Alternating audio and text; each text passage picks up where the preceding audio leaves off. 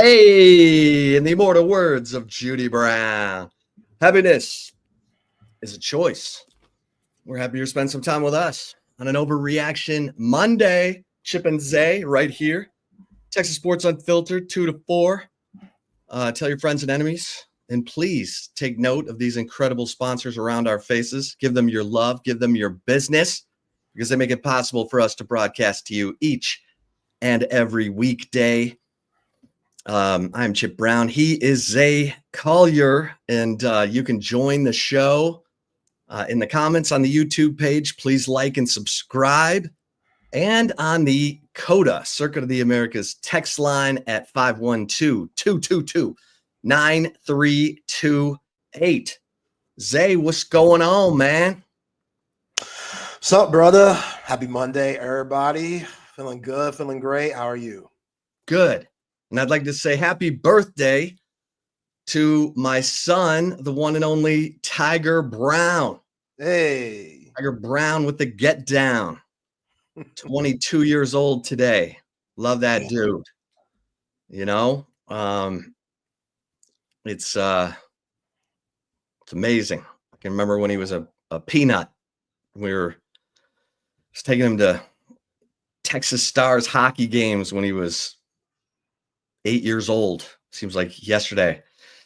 Rick Barnes once told me, Zay, cherish every minute because they don't call you daddy for very long. And that is the truth. So happy birthday to Tiger Brown. Obviously, we've got news.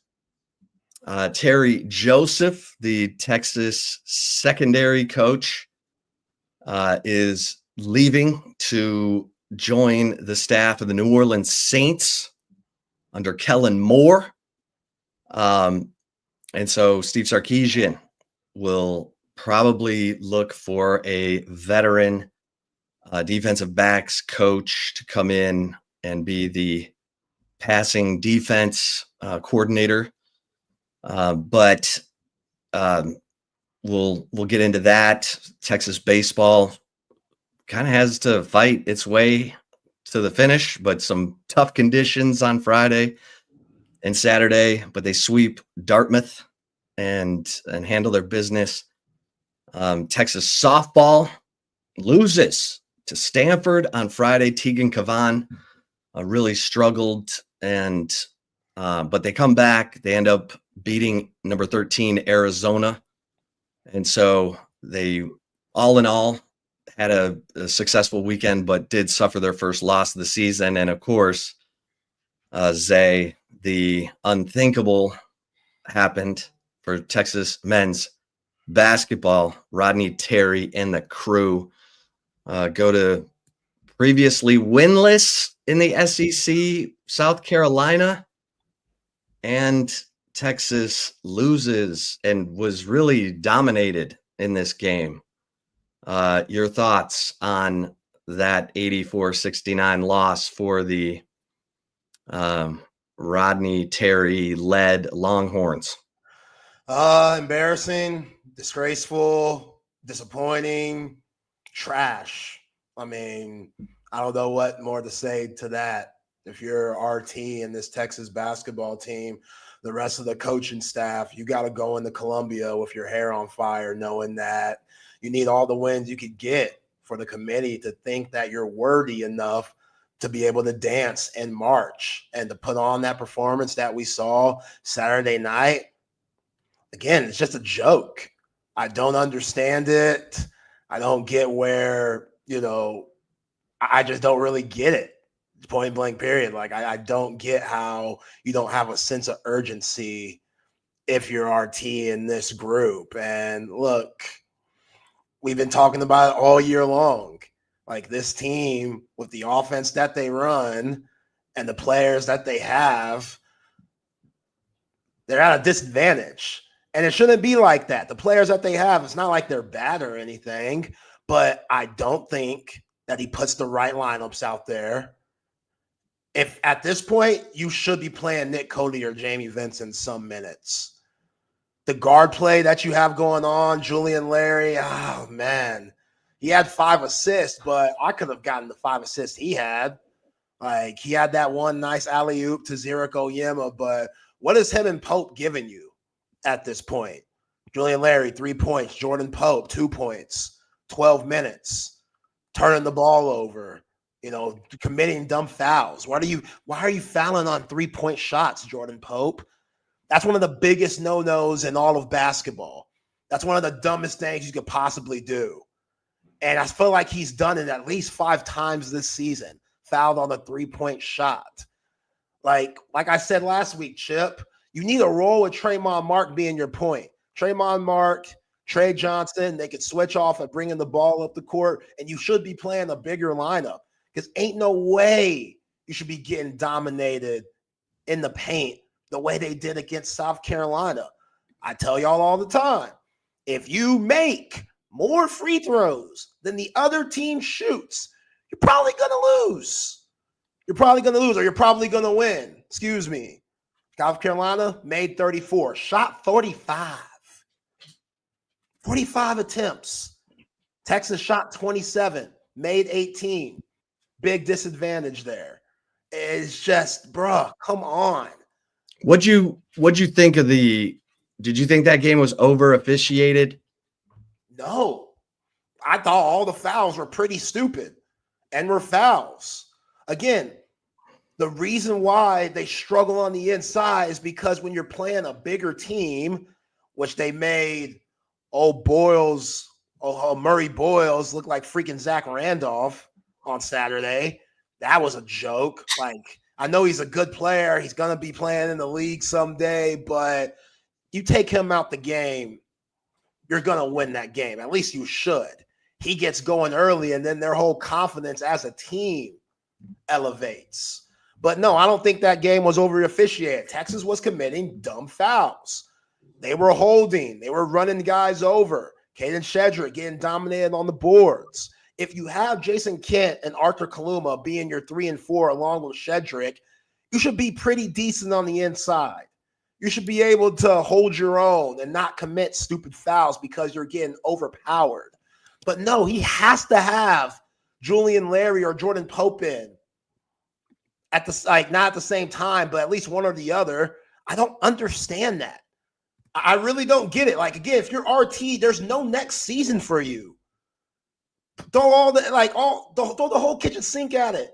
There's no next season for you. So you got to start doing stuff against the grain. You can't do the same old bullcorn that you've been doing so far this season.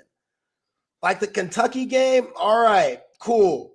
You got Kentucky. But the 3 games prior to that don't make any sense. And then a team that you have to beat has you down by 22 late in the second half. And it was too little too late. You end up losing by 15 points. You get embarrassed. Trey Johnson's the only one playing. Tremont Mark's so up and down because the ball's just not in his hands enough. Like, as a coach, you got to see those things, man.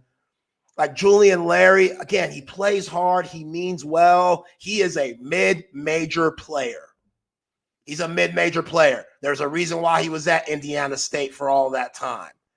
Like Tremont Mark, he wasn't good, but I'm going to give him the benefit of the doubt. It's hard to get in a rhythm where you're barely touching the ball. It's hard to get in a rhythm where your offense is just flat out trash. Why the hell are y'all doing ball-on-ball pick and roll and have the player driving towards the baseline? That is so stupid, Chip, because that's such an easy place to trap. Right. If I set a screen on the wing and I have the ball handler going off that screen towards the baseline, as a defensive player, let's trap that every time. The only way that's a smart play is if the screener can create. If the screener has like a Draymond Green, Nikola Jokic, Giannis type of feel for the game. Hell, I'll even throw Bron in there where once you get trapped, you can dump it off to the screener and they can make a play because they have an opening. That's the only way it works. It don't work with Jason Kent. It don't work with Zurich Oyema. It does not work with Caden Shedrick. Stop doing it. They've been doing it all year long. It makes no sense. And I hate to see Rodney Terry go out like this. I really do, because he means well. He loves the university, but they just do dumb things game after game. And it's infuriating to watch. It really is. Like, if I didn't have to watch it for work, I wouldn't do that to myself. That's crazy. That is crazy. I'm on the couch trying not to rip my head off because of what I'm seeing time after time again. And then they get beat up the court where Murray Bulls has about 3 or 4 and ones. Like, how is that happening? How is your communication that bad to where they're getting so many easy looks? And then when they're not getting easy looks, you're just fouling. You're not playing disciplined basketball. You're not, just holding your ground and being tough. And again, Caden Shedrick, guy plays hard, but if he's your starting center, you got problems. He's had his moments in the Kentucky game, solid last 4 minutes, but overall, he's not it. Like Nick Cody and Jamie Vincent, they deserve some bump. They deserve some minutes. I don't know why he has this just fixation on Jordan Pope and Julian Larry. I really don't. Like, it's kind of mind-boggling at this point to why he just continues to keep these guys out there. Like, Julian Larry should get 15 minutes a game. How many did he get in this game? He got like 20-something, 28. Gave you 3 points. 4 fouls. How much point did Trayvon Mark play? None. He didn't play any. I don't understand it. And it can't be like we need Julian Larry out there to create for others. Your offense, he's not that type of player. Like, TJ Ford was that guy. Right. TJ Ford was a dude, hey, we're just going to put the ball in your hands, T, and you do everything for us. When it's time to go get you a bucket, you could do that. When it's time for you to create for someone else to put them in a good scoring position, you could do that. Julian Larry can't do that. And it's not his fault. I mean, it's just that's how he is. That's how he is as a player. Some guys need help. Like, go back and look at all the former teams that have won championships, college, NBA. The point guard has always been good. Like the Nikola Jokic Denver Nuggets team. Jamal Murray was terrific. Last year, the Celtics team, as good as Jaylen Brown and Jason Tatum are, what did we talk about this whole time? Drew Holiday. We were always talking about Drew Holiday and how good that guy is and how he's always in the right spot making the right play. Derek White, you could throw him in the mix too. On the college ranks, last year's UConn team, Cam Spencer, Tristan Newman, those guys were money. Like, the point guard after the quarterback is the second most important position in all of sports. That might be a little subjective, but hey, find me another one and let me know. Like, the point guard play is atrocious. It's so bad. And again, it's not, Julian Larry plays hard. I hate that I'm ragging on him the way I am, this afternoon. He plays hard. He means well. He is a backup point guard at best. Jordan Pope can't find his footing. He is a scoring guard that is struggling to score right now. So you can't play him. You need a role with Trey as your point, because at least he could create for himself, and Trayvon Mark as your point, because at least he could create for himself. Those other two guys can't. Arthur Kaluma, you could tell the injury, whatever, him being rusty, he's still struggling. You can't throw the ball in the post to anyone because you don't have good post play with Cedric or Oyema. This roster should be better than this, Chip. That's what's so frustrating. I don't. And that's why I don't understand why you don't just throw Vincent and Cody out there. Just throw them out there to see what's going on. Like, go look at the top teams right now in the SEC, the top teams in the nation: Auburn, Alabama, Tennessee, Florida. Their 2 front court players on all those teams I just named are both 6'10" and up. Janai Broom's out here playing power forward for his team. Then they start that number 44 center who's like a 7-footer. Like, it just doesn't make sense. It doesn't make sense what RT and this staff, what they're doing right now. Like, they got punked. It was so embarrassing watching them on Saturday. And I hate to see it for them because this is it. Like, I don't know how you bring them back. I don't know how you win any of the next 4 games. You go to Vietnam on Wednesday. They can't wait. They're playing great basketball for Coach Calipari right now.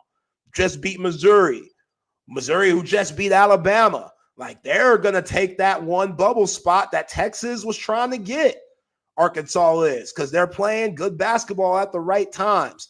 Texas, they're going left. Everyone else is going right. Texas is going left. And it's a tough watch right now, and I feel for Texas fans that love the game of basketball and are trying to stick it through. Yeah, that's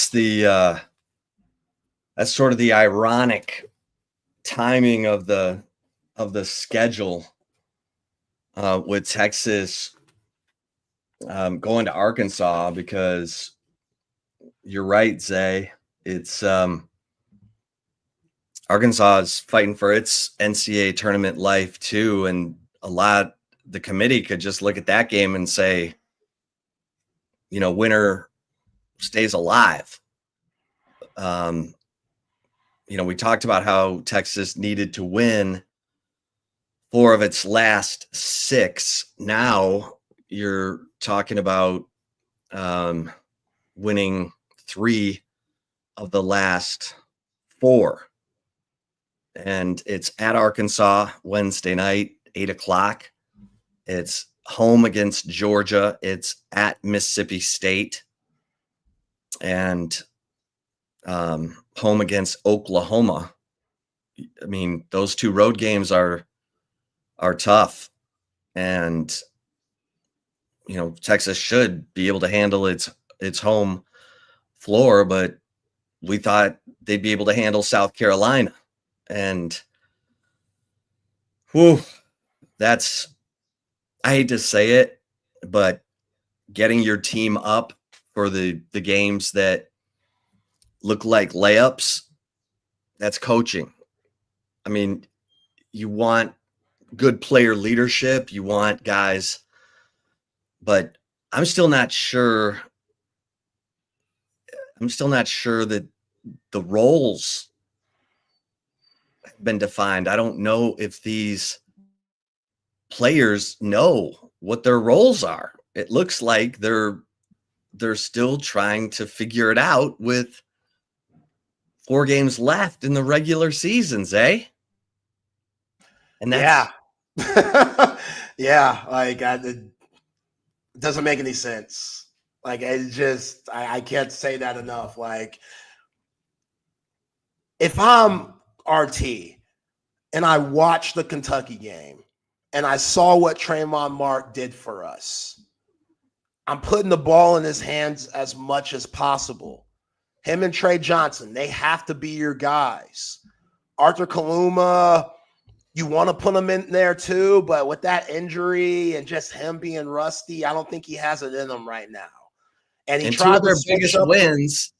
2 of their biggest wins have come without him. Exactly. So that's not good. How crazy is that? Yeah, well, that kind of tells you something.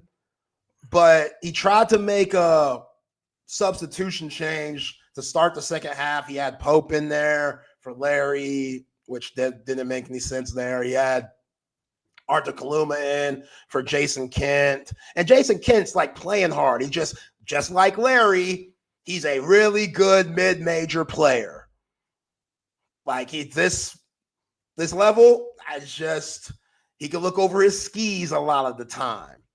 So I agree with you. Like, a lot of this is coaching. The fact that they can't get up for South Carolina, like, you should have a we can't lose mentality here. Like, you should have that. And again, you saw why'd you get Trayvon Mark this past season if you didn't think he could play point for you? That's what he did for Eric Musselman at Arkansas. He was their point guard. He was their scoring point guard, averaged 16 a game in this conference. Like, he could go. We've seen it. We've seen it in them. And it's just like, dude, come on, man. At least get some guys that are nasty. Like Jamie Vincent, again, we've only seen a little amount of Jamie Vincent, but he showed promise to me to at least get 10 minutes a game. Nick Cody, same with him, to at least get 10 minutes a game. Just to make you bigger, to have more mass as a team, to where you could go inside and mix it up. They got killed in the paint this last game. Killed. Murray Bowles was doing whatever he wanted. Looking like Zach Randolph. I told you, he's a knockoff, great value, bootleg-ass Julius Randle. He looked like Julius Randle on Saturday. Mid-range game. Bam. Getting to the paint. Finishing. Weird finishes. It's way too easy. Like South Carolina, come on, man. And you knew they were hunting for this game. You knew it. You knew that they circled it on the calendar like, all right, this is the one we're going to get. Because Texas, they got too many holes to fill. They got too many flaws. So we going to get them. And dadgummit, that's exactly what they did. Like, whether you think Chris Beard should be here or not, I'm seeing our comments, whatever. This ain't it. This ain't it. And what else sucks too? Look down at College Station. Look what's going on there. Buzz Williams got the playing. Look down there in Lubbock. What's going on there? They playing. Kelvin Sampson, U of H, they hooping. Probably get a number 1 overall seed. Like Baylor has won a national championship in recent memory. All of these other schools thriving in the great state of Texas. While the flagship is out here looking like this, it's sad. It's so sad. Like I can't even fathom what I saw on Saturday and how disappointing and discouraging it was. Like, you gotta have heart, man. And I feel for Trey Johnson. Trey Johnson's probably thinking, I can't wait to go to the league.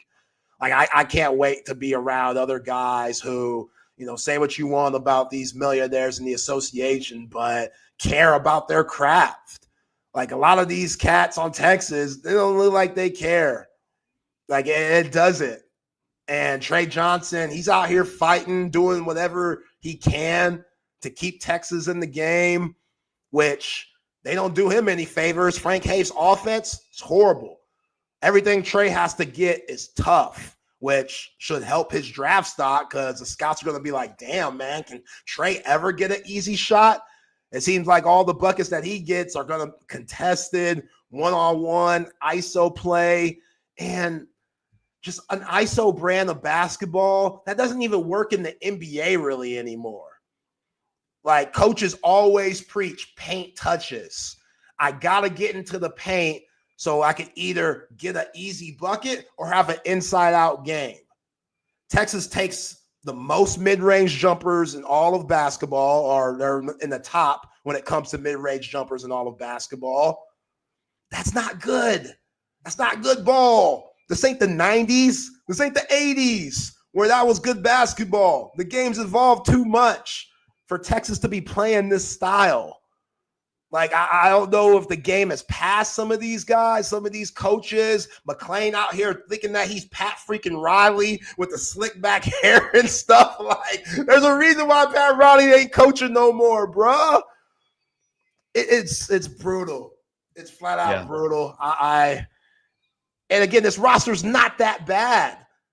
Like, you got to put the right guys in. Each game's going to be different. Some games you're going to be playing a team that's fast, that runs up and down. Some teams you're going to be playing a more slower pace that wants to use all of the shot clock and get the ball inside. Some teams that you play are going to be teams that take a lot of threes. You got to be able to match that each game and see that. And RT, he's done a bad job at that. I'm just surprised because you've been, and I think rightly so, you've been saying Tremont Mark at the point. Let's see it. Let's see it. You've been saying it for weeks, and we're not seeing it except in times of crisis. And when it's times of crisis, it works. So I don't understand. And this was a horrible loss for sure. look, it's not, they can maybe, if they pull off a win Wednesday night, which they have not been good on the road, but if they pull off a win Wednesday night and can, win out, then it's going to be a tight call if they make the tournament, but it just doesn't feel like the momentum in the program is anywhere close to where it should be. And this one's a tough one to overcome. So it's, because I talked to Jerry Palm, the CBS bracketologist, and I said, okay, they got to win 4 of 6. And well, he said they got to win 4 of 6. And he said it doesn't really matter which ones they win because they're going to be quad 1 wins. But this one, from a PR standpoint, this gives the committee don't give the committee any reasons to vote against you. And this game, like if Texas ends up being South Carolina's only league win, that's rough. That's rough. Yeah. Really rough. And I don't know if RT was uptight. I don't know. That can happen. But coming off the off week, everyone's like, are you kidding me? Like this is where the guys are after an off week? Like, what? So that's yeah, and I get it. All the comments are like, there's no way they're gonna win out. I got it. I saw the game. It was hard to watch, honestly. Because it was like watching, I don't want to make dramatic comparisons, but it was like watching the season slip away. Yeah. And everyone could sense it except Rodney Terry and getting the right players in the right spots. I mean, Trey Johnson played hard, played well. Then he gets a horrible tech, down by 14 or 16 or so. He gets a horrible tech towards the end of the first half, which is that's not a good timing tech. There's some techs that give your team juice and fire them up. And then there's just bad timing techs where you're getting rolled. So you're a little pissed off and you're in your feelings and you say the wrong thing to the ref and you make it worse. That was what that was. That wasn't the time to get a tech, RT. It wasn't. You want a tech where your player might, gets clobbered or something. There's no call. You're trying to protect them. The game is still close. Not when you're getting your ass whooped. You're getting your ass whooped. That's not the ref's fault. That. I'm sorry. The ref sensed that. Bruh, you need to make the fix. You need to bring the guys together and make some adjustments here to tighten this game back up. Don't blame the Zebras for it. That's not it. That's not it at all. And what Quad's asking, he's wondering what the actual quad ones mean. Ironically enough, Quad asking what the quads mean when it comes to college basketball. Basically, that's just how good the team is. Quad 1 is when you play a team that's really good, most likely going to make the tournament, and then there's degrees on that. So quad 2, South Carolina isn't very good. They're a quad 2 team. Let's say if the Horns have to go play Alabama anytime, that's always going to be a quad 1 opportunity. So quad 1, that's what the committee looks at. Quad 2, quad 3, quad 4. Basically, it's just the comparisons of how difficult the opponent you're playing is. So I don't know. I really hate dogging RT like this because, again, he's family. He's family. We know that. My grandpa, Big Papa, God bless his soul, RT's dad, stepbrothers. RT used to change my diapers when I was little. We all know the story. If you don't know, now you know. Very tight with our family, constantly is talking to my father, texting them this and that and the third. My pops goes down to watch practice every once in a while. My pops gave RT one of his first job opportunities. He was coaching middle school. Then he wanted to come to high school at Bowie High. That was around 1992. So RT, deep in my heart. Hell, if you go look at my Twitter right now, when he was hired, I got a picture of him and my pops from those days, and it says my coach. Until RT gets canned, I ain't taking that down because he's still my guy. I will always love him no matter how this tenure with Texas goes. But I got to keep it real with y'all. BK has given me the platform to keep it real with y'all. Chip, I owe that to you. I owe that to the folks that listen to us every day. He's not doing a good job. He's not. And some guys are just better assistants to what Sam is saying. That's not a dog on anyone. We got Pete Kwiatkowski. Pete Kwiatkowski ain't trying to be no head coach. Doesn't mean he don't know what the hell he's talking about. But Pete Kwiatkowski knows, man, I might fit better as the defensive coordinator, not the CEO. That's okay. It don't make you any less of a man. It don't make you any less of a person. It's just everybody has a role. Some guys know theirs. Some guys don't. So again, RT, know he loves the university so much where the whole UCF incident happened last year when they were throwing up horns down and he got in his feelings so much, even though we don't agree with it, that he had something to say about it. That's how much he loves this university. It's been a part of this program in two different eras of Texas basketball. But what we're seeing right here in the 2025 season is unacceptable. It is. It just is.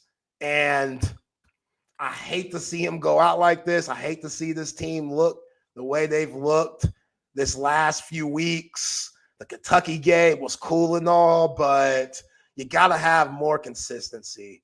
And the rotations, the confidence of the guys or lack thereof, the offense. Now the defense has become an issue. Like 37 free throw makes for South Carolina. Like you can't be more disciplined than that. You're hacking that much. That's a problem.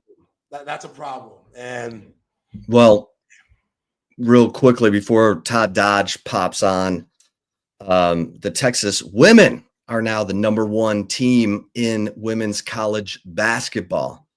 Notre Dame had its 19-game winning streak snapped in double overtime by NC State, the team that eliminated Texas from the NCAA tournament a year ago.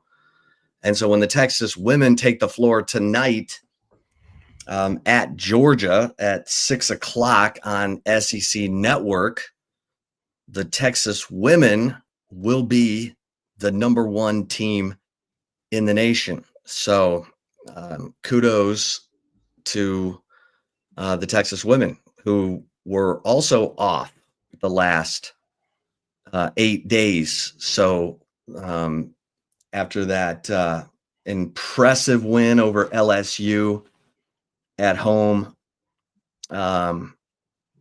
the Texas women got a much-deserved off week, and so here we go. And think about the difference in the two programs right now, from the men's team to the women's team, and what Vic Schaefer has done to help lead these Lady Longhorns to number one overall ranking right now. We talked about the adjustments that Vic makes in game and how Madison Booker has finished a ton of games at that 4 power forward spot. And the feel that Vic has, no matter what game it is, whoever has the hot hand, we're going to make it work. Sometimes it's Breonna Preston. Sometimes it's Kyla Oldegger. Sometimes it's Taylor Jones finishing out games. We've seen Taylor Jones, as good as Taylor Jones has been, we've seen Taylor Jones not play in the fourth quarter at times. Just because Vic mixing it up in the right way, putting Rory Harmon at the 2 spot because Breonna Preston is out here locking up and making an impact. Breonna Preston won them that game against LSU last Sunday. Like that's the difference, man. And again, Vic's got some dogs. Like Vic's got some serious talent there. I think Madison Booker, she's a future Hall of Famer for sure. Like she has that type of talent in her. She has that type of work ethic. Like she's one of them ones. And Vic's done a great job recruiting well. But also, you still got to make it fit. Even though you got the pieces to the puzzle, you still got to make sure it fits to complete the picture. And Vic Schaefer's doing that at the ultimate level. Now, you know me. I don't like when any team's number one because that bullseye on your back. Shout out to Shaft. That's a mother shut your mouth. But still, they deserve it. They need to embrace it, bask in it, and know that, hey, we're number one because we've earned it. We're going to get a number one seed in the tournament. All right, let's go. Let's take that and see if we get to the Final Four and really make some noise. And this team has everything that you want and a team that can hoist that national championship trophy up. But Vic Schaefer presses all the right buttons. And I'm eager tonight to see what does he change up anything with Brianna Preston at the point. Let's see what happens in that game. But let's go to the green room. I see him in there. Former Texas Longhorns quarterback, high school coaching legend in the state of Texas. Hello. The one and only Todd Dodge. Can y'all hear me? Oh, yeah, we can hear you, Coach. Can you hear us? I can hear y'all. Well, I just want you to know I'm walking the halls of Lovejoy High School right now. see, I mean, you're moving and shaking. Can you not hear me? Yeah, we can hear you. Okay. So well, I'm trying to get to somewhere quieter. Like I said, I'm walking the halls of Lovejoy High School right now. Appreciate y'all having me on. Absolutely. Here in about 1 minute, I'm going to be somewhere that's going to be safe. Okay. Well, we're excited to have you on. We know that you've got some football camps coming up. We've also got. I can't hear you on that.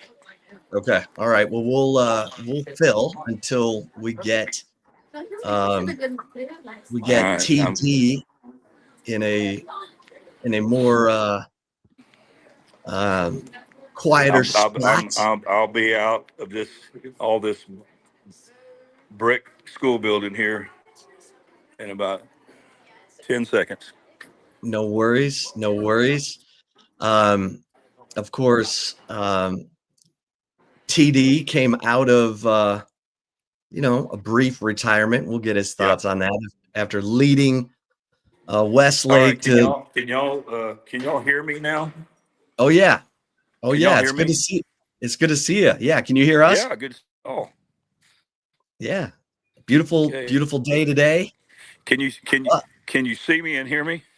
Yes. We hear you. There we go. Yes. There you go. That's perfect. You're in the show. Everyone can see and hear you. Okay. How you doing? I guess I can't hear y'all. Uh-oh. TD, can you hear me? Oh no, maybe he's gotten too far away from the cell. Uh-oh. Yeah, he froze. Okay. We'll bring him back. We'll see if we can get him back. I know Coach got nice office. You gotta get to that office, Coach. Well, all them state championship trophies. I think he's on the move today. Okay. Let's see there. Okay. I go. We'll hey, and if we can't get him back today, we'll get him on tomorrow. But a lot of questions want to ask TD because of course he's former Longhorns quarterback. He pays close attention to everything going on with Texas. He's coaching at Lovejoy high school after, leading Austin Westlake to multiple state championships. And so,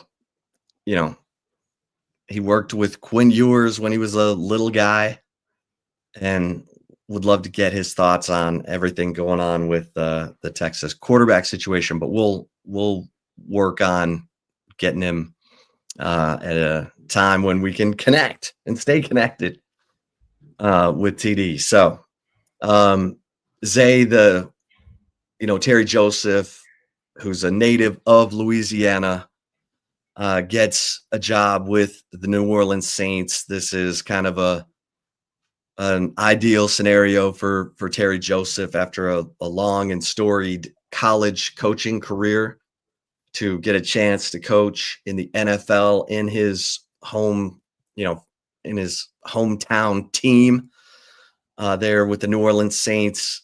So kudos to Terry Joseph for getting that opportunity.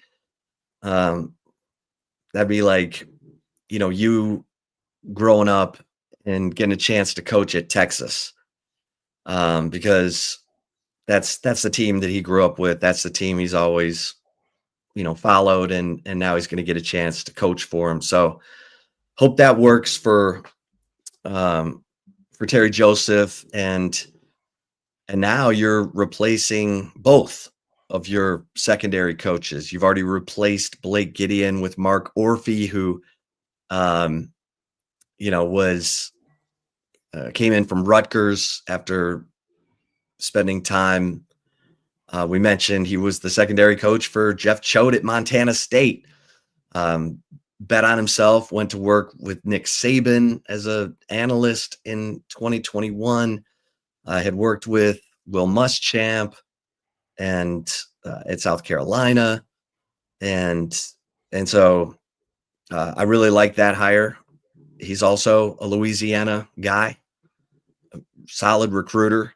And now you've got to think that Steve Sarkisian will look for a veteran secondary guy. Of course, my mind immediately was like, hey, what's Gary Patterson doing? But, I don't know if GP wants to make that much of a commitment. I think he enjoys being the special assistant, the analyst, and plus I think this is the year where he becomes eligible to go into the College Football Hall of Fame. So if you're a head coach trying to get into the College Football Hall of Fame, you've got to be out of coaching for 3 years before you qualify. And so, I don't know that that's a move he would make, but Steve Sarkisian's been doing a good job of filling his staff. So we'll wait and see on this one. Yeah, you wish Terry Joseph the best. I mean, I remember into the 2023 season, you get absolutely carved up by Michael Penix and Kalen DeBoer, Washington Huskies, in the Sugar Bowl semifinals game in the college football playoff. And I remember coming on these airways with you, Chip, and saying, man, this 2024 season, yeah, you might have to put Terry Joseph and Blake Gideon on the hot seat, because as good as Texas was, that passing defense wasn't up to par. They were in the 100th in some of these statistics as a team when it came to the secondary. And, Keen Crawford, Jaron Thompson, Terrence Brooks all move on. You bring in Andrew Makuba. You got Jahdae Barron, who moves from that star nickel position to outside corner. Jalen Gilbo takes over at the star position. And then here in 2024, they become one of the best secondaries in the nation. And now everybody's like, okay, Blake Gideon, Terry Joseph, you guys earn y'all's keep. Y'all deserve a raise. Definitely give those guys credit for evolving that secondary and making them one of the best defenses in the nation. Blake Gideon moves on, taking the defensive coordinator job at Georgia Tech, and now Terrence Joseph going to New Orleans. So it's going to be an interesting offseason. I mean, Mark Orphy, have a lot of faith in him, young guy in the game. A lot of people speak very highly of him, including yourself. So who's next to be in that, secondary room? And what does this mean for Mark Orphy? Because you just put him as the cornerbacks coach, thinking that Terrence Joseph was going to stick around and he was going to take over the safeties. So who you bring in, is it going to be a guy that's more comfortable with corners or with safeties? And are you going to move Mark Orphy back to dealing with corners like he did at Rutgers? So a lot of answers or questions, that Steve Sarkisian is going to have to answer. And again, Sark has done a hell of a job of finding coaches, bringing them in and making them fit. But I know that secondary room right now is probably wondering, okay, this is a lot. Like if you're Mookie Taff or someone, which you're not necessarily worried about Mookie Taff just because that guy, he's a coach himself, but still got Malik Muhammad and, Jordan Johnson-Rebel. What's this mean for him? Jelani McDonald, Wardell Mack, Kobe Black, Zaire Filsamy, like a lot of guys that are coming back that you expect really good things of in this 2025 season, but they're going to have to get used to someone else barking at them, for both safeties and corners coaches. And we all know, Chip, you've been in the game long enough. Sometimes that just doesn't fit as much as you want it to. Sometimes listening to someone else that might not know your game as well, it just doesn't fit. I'm not saying that Mark Orphy isn't up for the job or whoever else they bring in to fill the spot for Terrence Joseph, but that's still going to be a question that we're going to have to see, like a proof in the pudding situation. Like once the season gets underway, is there going to be a setback, or will these guys pick up where they left off last season by being one of the best secondaries in all of college football? Yeah, and we talked a little bit about Steve Sarkisian getting to reset, because even he admits he hired Blake Gideon. If you go back when he initially set his staff, he hired assistant coaches before he hired the defensive coordinator. And it was a little odd. Typically you make that defensive coordinator hire and then you kind of collaborate on who fits where. At the time, Steve Sarkisian thought he was getting Pete Golding from Alabama. But after he took Flood and Banks, Nick Saban was like, hey, let's stop the exodus here. Pete Golding ended up going to Ole Miss eventually, but Texas went in a different direction, hired Pete Kwiatkowski, which, again, a Jeff Banks connection that turned out to be fantastic. The big question was, would Pete Kwiatkowski leave the Pacific Northwest, where he'd basically coached his entire career, up in Boise and at Washington and Montana State? And so this is a reset. And the one thing I think we can say about Steve Sarkisian is he does a good job of finding coaches who fit his team's culture and who are, passionate about what they do and are going to embrace the opportunity. And so far, knock it out of the park. I mean, the reviews on Johnny Nansen, positive. Even the reviews I'm hearing early on about LaAllen Clark, positive. Kenny Baker, positive. So this is a lot if you look at that defensive side, because you replace Jeff Choate, you bring in Johnny Nansen, you add LaAllen Clark, and then now you're replacing the entire secondary coaching. And so, Steve Sarkisian's getting to reset this, and we'll see. It's amazing how many coaches want the job.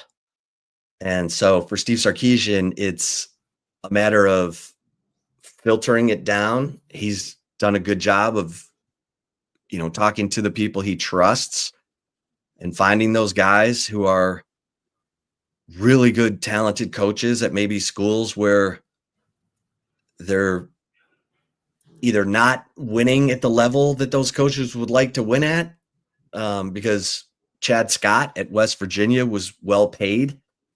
He was set to make $725,000, which is what Tashard Choice was set to make before whatever revamp of his contract they were going to do after he turned down the Rams and a couple other gigs before the Lions apparently made him the highest paid running backs coach in the NFL. So I think at this point, you're right. I mean, there's a chance, but I think Sarkisian's done a really good job of finding coaches who fit. And, he's done a good job of establishing a strong culture within the program. And that's attractive to talented coaches who might be, like I said, really good at what they do, but not winning at the level that they'd like. Or maybe they're just ready to move their family to Austin because they know it's at a school right now that's got alignment. I tell Longhorn Nation all the time, savor these days because you've got alignment in your leadership, which is huge. And it's hard to find. So you savor it when you have it. And so, this is tough timing because it's late in the off season, but spring football hasn't started yet. So I think it's going to start after spring break, which is March 17th to the 22nd. So, he's got a month. I don't think it'll take that long, but, he's got a month, and then he'll need whoever is coming in to have get comfortable with the defense and the terminology and how they're going to coach it. Yeah. And Sark, coming from the Saban tree and that opportunity that he got after his tenure at USC and Washington, like he understands that this is just what it is. Like if I'm going to have a really good football team, my good coaches are going to leave just like I did, and get more opportunities because everybody has different aspirations and goals. Clearly, Terry Joseph has his, Tashard Choice has his, Blake Gideon. Like, that doesn't surprise anyone. But the more that leave, the more that I can see Texas fans getting a little worried and be like, okay, like all the success that we have, a lot of guys that were a part of that are no longer a part of this staff. And you're right, Chip, what he's done with Johnny Nansen, what he's done with Kenny Baker, home runs, because same feeling. Jeff Choate leads to go to Nevada. All right, that's tough. We see how Anthony Hill feels about Jeff Choate, still talks about Jeff Choate to this day. Bo Davis leaves to go back to LSU, his alma mater. Ooh, dang, Bo. We know Bo. Bo does his thing. And it's not just him going wild on the team after that Iowa State loss. Like when it came to understanding these guys and getting them ready to play, Bo Davis, one of them ones. But Kenny Baker has proven, even in year one, that he's going to make an impact and has made an impact. We saw what Vernon Broughton said about Kenny Baker, who was under Bo Davis for all those years. He gets Kenny Baker, and I'll never forget when Vernon Broughton told y'all in the press, like, yo, man, he's made me see the game in a different light. Things that I wasn't doing before, he's opened up my game. And now this week, Vernon Braun's at the Combine. Going to make some serious money in the National Football League. I'm not saying Kenny Baker's all of that, success that Vernon Braun's had. Clearly, Vernon Braun's had to put in the effort and the work, and I'm sure the things that Bo Davis left on him very beneficial too. But still, Sark has brought guys in, and they fit. So even though this Terry Joseph news, it's tough. Blake Gideon news, tough. Shard Choice news, tough. I love what Sark does with his hires, and he does his due diligence. He does his homework. He has a really good reputation being in the NFL and coming from Saban's tree and just being around the game and treating people the right way. Like, that means a lot. Like, yeah, you can know everything about the game of football, X's and O's, how to motivate people and stuff, but these parents are still trusting you with their kids. So you got to be a good person. You got to handle yourself the right way. So these people who come to work for you and these kids that come to play for you trust you. And I think Sark's done an unbelievable job at that. So, yeah, very confident that he's going to bring in someone that's going to be able to fill that hole that Terry Joseph no longer fills. And this team should still be really damn good for this 2025 season. Well, it's a great position for whoever comes in to have veterans like Michael Taft, like, Derek Williams Jr., Jelani McDonald's a rising junior. And then you've got the talented dudes. I'm continue to hear Xavier Filsaime is going to be a big time impact guy. And you've brought in Jonah Williams, who's a top 10 player in the nation at that position. So that's an attractive cupboard for whoever ultimately gets the gig. So I'm Jonah Williams, man. I don't know. Schloss ain't giving him no clock. No bump. Like, again, Jim Schlossnagle, I believe in what he's doing for this Texas baseball team. But Jonah Williams is in an interesting spot. We know he's playing both baseball and football. As you just mentioned, he's the best recruit that Texas has coming in. Go look at where y'all got him at 24/7 Sports. He's up top, above Justice Terry, above Michael Terry. Number 6 guys. Number 6. He out here. He ain't even breaking a sweat in the dugout. He came in. He had to get over a broken clavicle. Okay. So he is, he missed out on all of their pre-season. I mean, he can run, but he can't swing and do all the things. So he's recovering, and he's going to be on a different timetable. But yeah, don't be too harsh on that situation, because he's trying to get back after an injury that he had. All I've seen Jonah Williams do is this. And that tells you he's excited. Okay, that's all I've seen. I'm just saying. Excited. Okay, I just seen him do the skull thing with the rest of the team. They doing this too. I don't know what this means. I saw them doing this yesterday. I don't know. I was like, yo, what y'all doing? Y'all shaking off a jam finger? I don't know what that means. But hey, they got the sweep. The bats weren't really going crazy, but a sweep's a sweep. Dartmouth, them some smart dudes. Some smart dudes. They play very smart baseball. They're no punks. So I respect it. But yeah. The secondary, I love the secondary coming back. I still think they're one of the biggest question marks for this Texas football team, just because you lose your Thorpe Award winner and John A. Barron, who went to Twitter and said that Terry Joseph changed his life. You're losing Andrew Makuba. It's a big deal. It's a big deal. Both of those guys carried a lot of weight for this Texas secondary and this Texas defense as a whole. So any team losing the caliber of players like that, you would think it's going to be a setback no matter what. But I do believe in Xavier Filsaime and Kobe Black and Wardell Mack and Jordan Johnson-Rebel. Derek Williams, have you heard anything about his rehab and the injury and where he's at right now? Yeah, he's cooking along.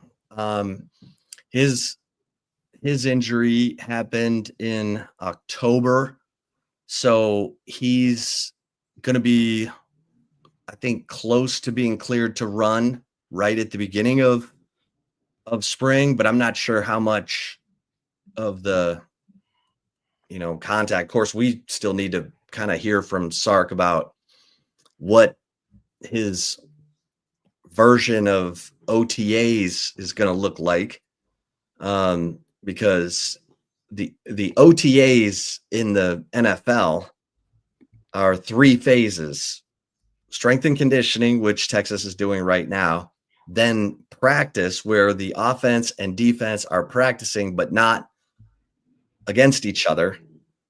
So it's everyone's getting reps and you're working against, kind of a scout team that's not really, you're not hitting. And then it's mandatory mini camp. Well, that's where the hitting happens. So it's going to be a combination of phase 2 and phase 3 over these 15 practices. So once we get that, and we're probably going to have to hear from Sark, honestly, because they'll put out some schedule, says, hey, spring ball starts March 24th. We'll have 15 practices, and it'll probably run past the spring portal window, which is interesting because the spring portal window is April 16th to the 25th. You know what would be dope that I just thought of right now is if he, instead of orange and white game, because we know that's not happening, do like a combine type of deal with the current players that you have. Let the fans show up, do like a throwing exhibition where you get to see Arch and Trey Owens and KJ Lacey sling it a little bit to the wide receivers. Obviously there'll be underwear Olympics type of scenario, but the same drills that you see at the combine, do that and let the fans come in and let the fans watch. Like for the defensive line, when they're running around the hula hoops and all that stuff and touching the cones and doing the lateral stuff, and you got to do the back pedal, slide to slide. You know exactly what I'm talking about. All those things that you see at the NFL Combine, 42, let them do that. Let the fans see that.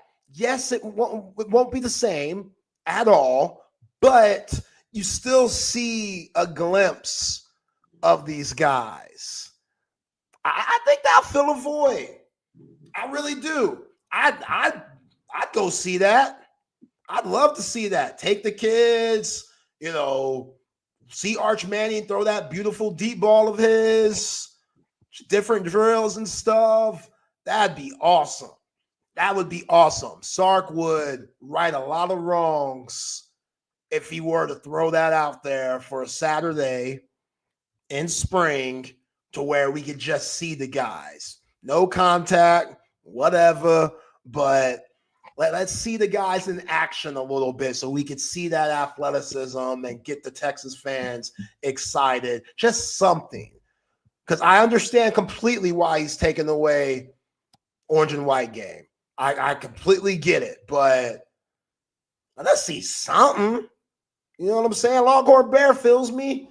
He gets it. He digs it. Like, just see something. Underwear Olympics, Texas Combine, University of Texas Combine. Like, and keep pro day for those guys who are going to the league. But yeah, just a little something to give us a little taste. You did? I don't think you're going to get that because that's still allowing other teams to size up the talent that you've got. But hopefully it's a fan day where at least fans can come out and get autographs and stuff like that, you know? See, man, we being soft here. The whole that Matt Rule stuff, like, oh man, they're gonna poach our players and stuff. Hey, get right. Like, get right. Make them stay.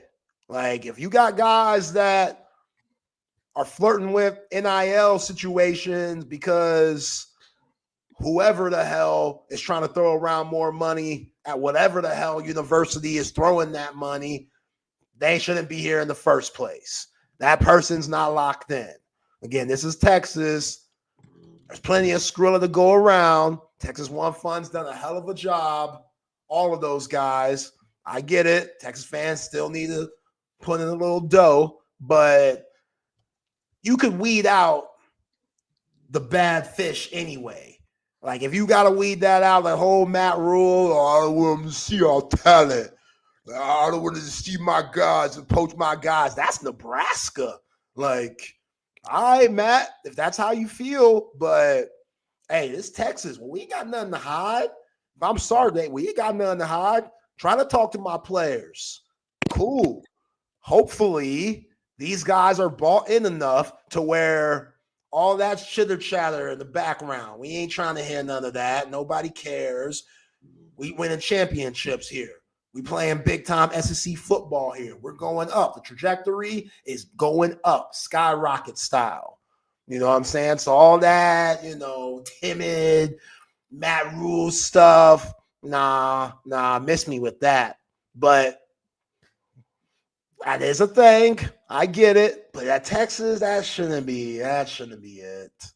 Like, let them see Justice Terry. So what? You can't tell me Colin Simmons' price ain't go up this year. That price went up. That's a part of the game. That's just where we are now. We got to accept it. Like, it ain't Colin Simmons' fault that he went crazy as a freshman this year. He deserves to get paid what he's owed. He deserves that. So if Colin Simmons flirted with them boys in Tuscaloosa or flirted with them boys in Columbus, I can't knock that. You remember how Xavier Worthy was getting dragged in the mud because the rumors were going around after his sophomore year? What happened? Xavier Worthy came back. Xavier Worthy had a solid junior year. Now he's out here catching touchdown passes for Andy Reid. So that's just a part of the game, man. I can't really knock these guys doing that and flirting with what's out there after they have a big season. Like, that's where your market's at. You have every right to throw your hat in that market to see what comes up. If you feel like you're getting disrespected here, okay. Can't really say much to that.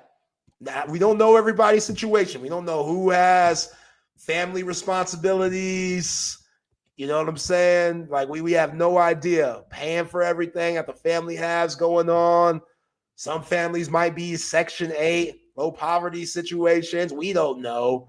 But however you want to help your family as an athlete in NIL, you have every right to do that. Yeah.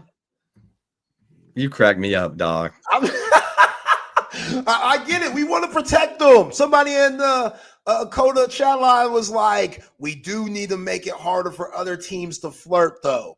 How do you make it harder? Winning. That's how you make it harder.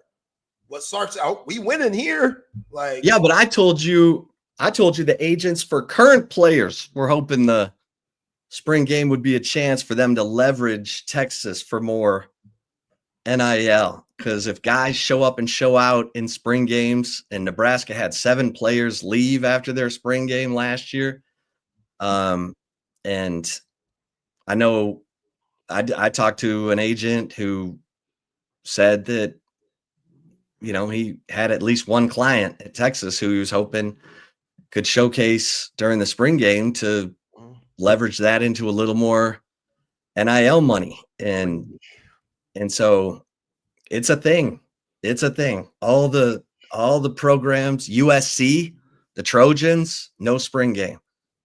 Ohio State, apparently, no spring game. So this is a point in time. This is a mark the tape time for spring football. And it used to be a flex for programs to have their spring game on television. Now it's a chance for agents to parlay whatever performance their client had in the spring game into more NIL money. And that portal window, April 16th to 25th, don't think for a second that Texas might not, their spring football might not, their spring football might go beyond that portal window. So that's not by accident. I get, you can say, well, they played till January 10th. So they need spring football to wait as long as possible. Okay. But if you're doing OTAs and it's going to be less contact, there's going to be contact, but there's probably going to be less, then you don't have to wait all the way till late, past mid-March. But hey, these guys know what's up. They're in it. So Matt Rule ain't no Tom Osborne. It's a Lincoln. I'm trying to get out of Lincoln if I'm there. What are we talking about? Right. So here comes all the other schools. Hey, you need to get out of Lincoln. But the thing for Texas is, look, they've got a budget. And remember, it was twice what NIL cost this year than it did a year ago. And you've got donor fatigue. You got donors who are like, they're trying desperately to get the rank and file Texas fans to contribute $10-20 a month so they don't have to keep going back to the same big money guys for another million or another 600,000 or another 400,000. Because unlike contributing that money to a stadium where you can put someone's name on that part of the stadium, or they can see, hey, I built those suites. You're paying for players who come and go, who for Texas's sake, they've had good luck, I think, with football. I think the guys they're paying the most money to have been the most productive. And I think people would be surprised about how Texas doesn't pay certain positions. They rely on advertisers to take care of that, like the quarterback position. Like, they didn't pay crazy money to Quinn Ewers out of the collective. They didn't pay crazy money out of the collective for Arch Manning. They said, listen, we'll give you this, but you're going to make all kinds of money in real NIL revenue. Like Arch Manning signing with Red Bull. That's real NIL.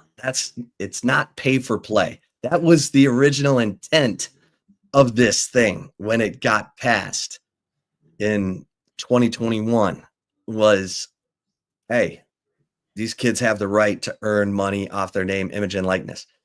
And then it turned into pay for play. And it's pay for play. It is pay for play.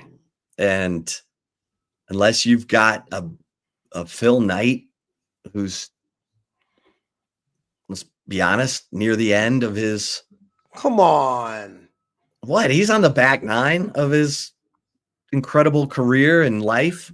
Yeah, but damn. But some of these guys are like, man, y'all been coming to me for everything. You need to find some other people to help out. And it's understandable. And with NIL money, it's tricky because you're like, let's say you're married, Zay, you're a billionaire. Okay, you're not even a billionaire. you got $100 or $200 million. Okay. And you've put in 10 million in NIL money, and your wife comes to you and says, "Hey, how much have you paid for NIL? 10 million. And what do you have to show for that? Hey, we went to the college football playoff 2 years in a row." She's like, 10 million? You know what I mean? Yeah. Like, I think the common fan thinks, okay, Texas has all these mega rich donors, and they do. You know why they're rich? Because they're smart with their money. Mm-hmm. Like, some of the richest people are some of the cheapest people I've ever known in my life. Yep. Like, they got money coming out of their money, and they are tight as, you need the jaws of life to get into that wallet.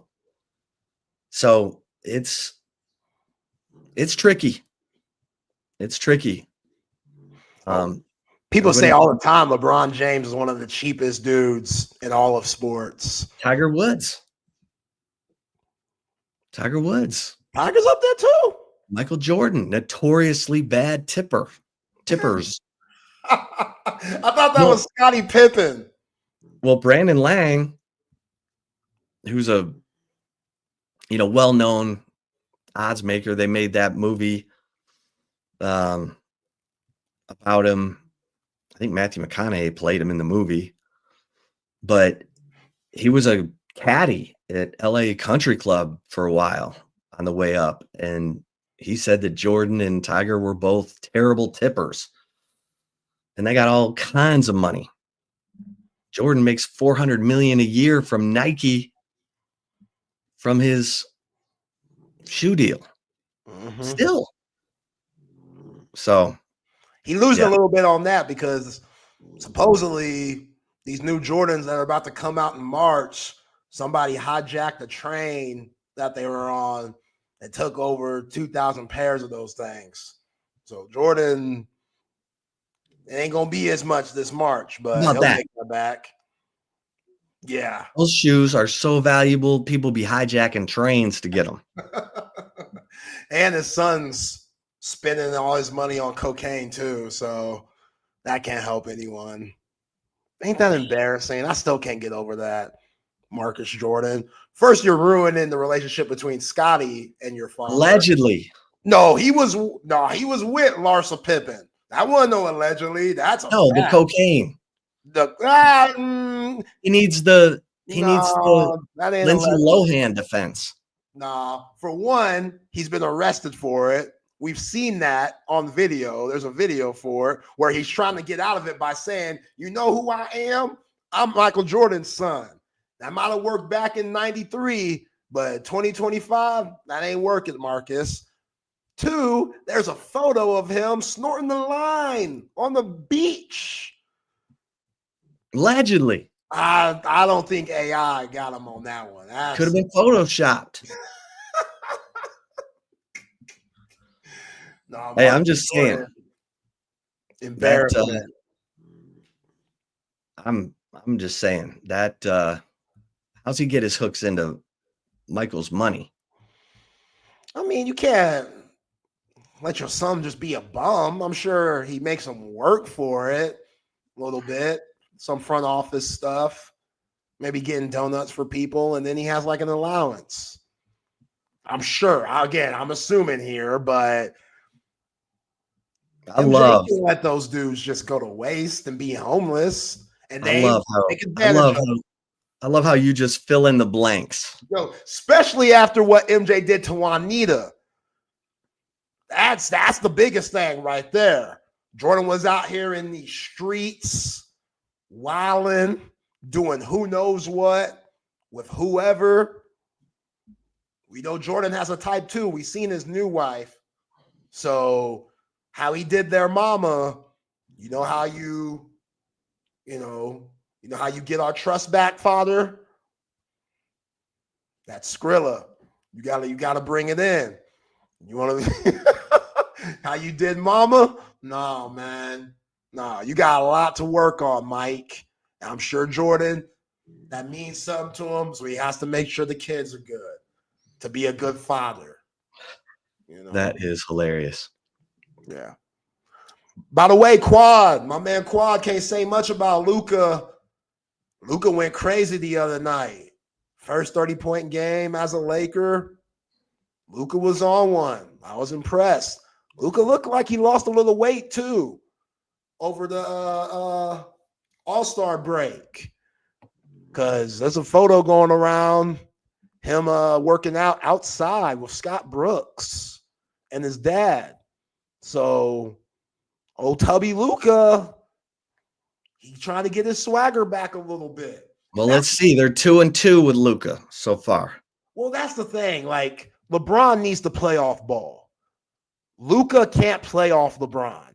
That's not in his game. He's too ball dominant. He has too much of a high volume when it comes to being the guy with the ball in his hands. LeBron, he's always had the ball in his hands, but LeBron is good enough to play off ball and be successful. And he's done that at a very high level. Playing with D Wade, he did that for a little bit. Playing with Kyrie Irving, he did that a little bit. So now when you're playing with Luka, you got to get back to that, Bron. You got to be able to play off Luka. The offense needs to run through Luka, and then LeBron at age 40 can play off that.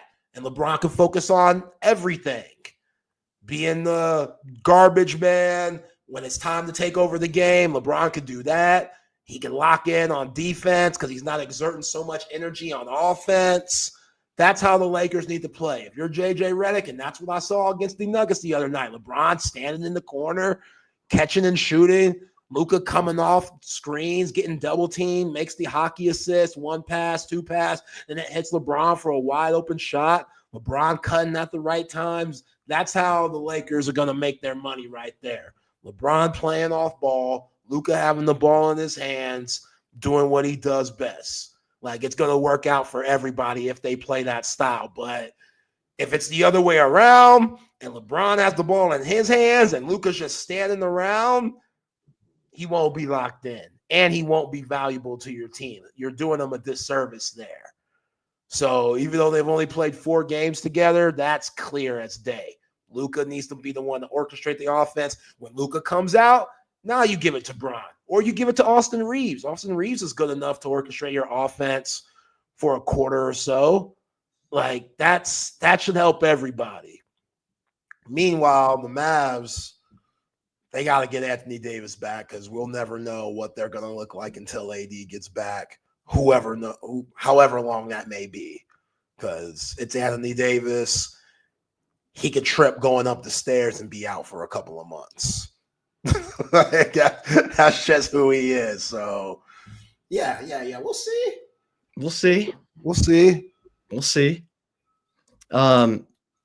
I do want to say, well, let's get some mentions in here while we're at it, and then we'll slide on into the commentaries, if you will. Hey, when you're ready for the big screen of your dreams, you know where to go. In Austin, Texas, there is only one place to go. Hi, this is Tom McKay, owner of Audiovisual Consultations. We've been providing custom electronic systems for Central Texas for more than 36 years. And Old man, I think they all know who you are and what your company does. This is Camilla McKay. The old man believes in big fun and big ideas. He can make dreams come true, so why not dream big? I've been up in Boston, but I know the old man and all his friends and fellow radio heads have been spreading the holiday spirit here in Texas. Why should we stop there? Keep spreading the good feelings all over. Audiovisual Consultations carries all major brands of televisions and stereo equipment at prices you can't find in stores. And you don't have to leave your house. Just like Santa, they deliver the gifts to you. Yeah, I like that, kid. Throw a party, hang out with your friends, catch a concert. That's all fun and good, but can we get back to the business? You can give us a call at 512-255-8678 or visit our website at avconsultations.com for some cool electronics. Oh, now you're forgetting something. And as always, hug your kids. We only pretend to be annoyed. Watch some games with your friends and make love to whoever the hell you want. There you go. Hey, and listen, for my snorers out there, I got help for you. I mean, I'm a guy who has sleep apnea, so trust me when I tell you the Sleep Cycle Center is the only medical sleep office in Central Texas that provides the most technologically advanced care in screening, at-home testing, evaluation of airways, the treatment options related to sleep and breathing issues such as sleep apnea. I mean, their focus is to educate you on what's going on with your body and provide all possible treatment options related to your specific issue. If you're snoring, if you're having trouble sleeping, maybe both, reach out to our friends at Sleep Cycle Center because they can eliminate everything from snoring to sleep apnea. You no longer need to sleep in a separate bedroom, but more importantly, you're not risking your health.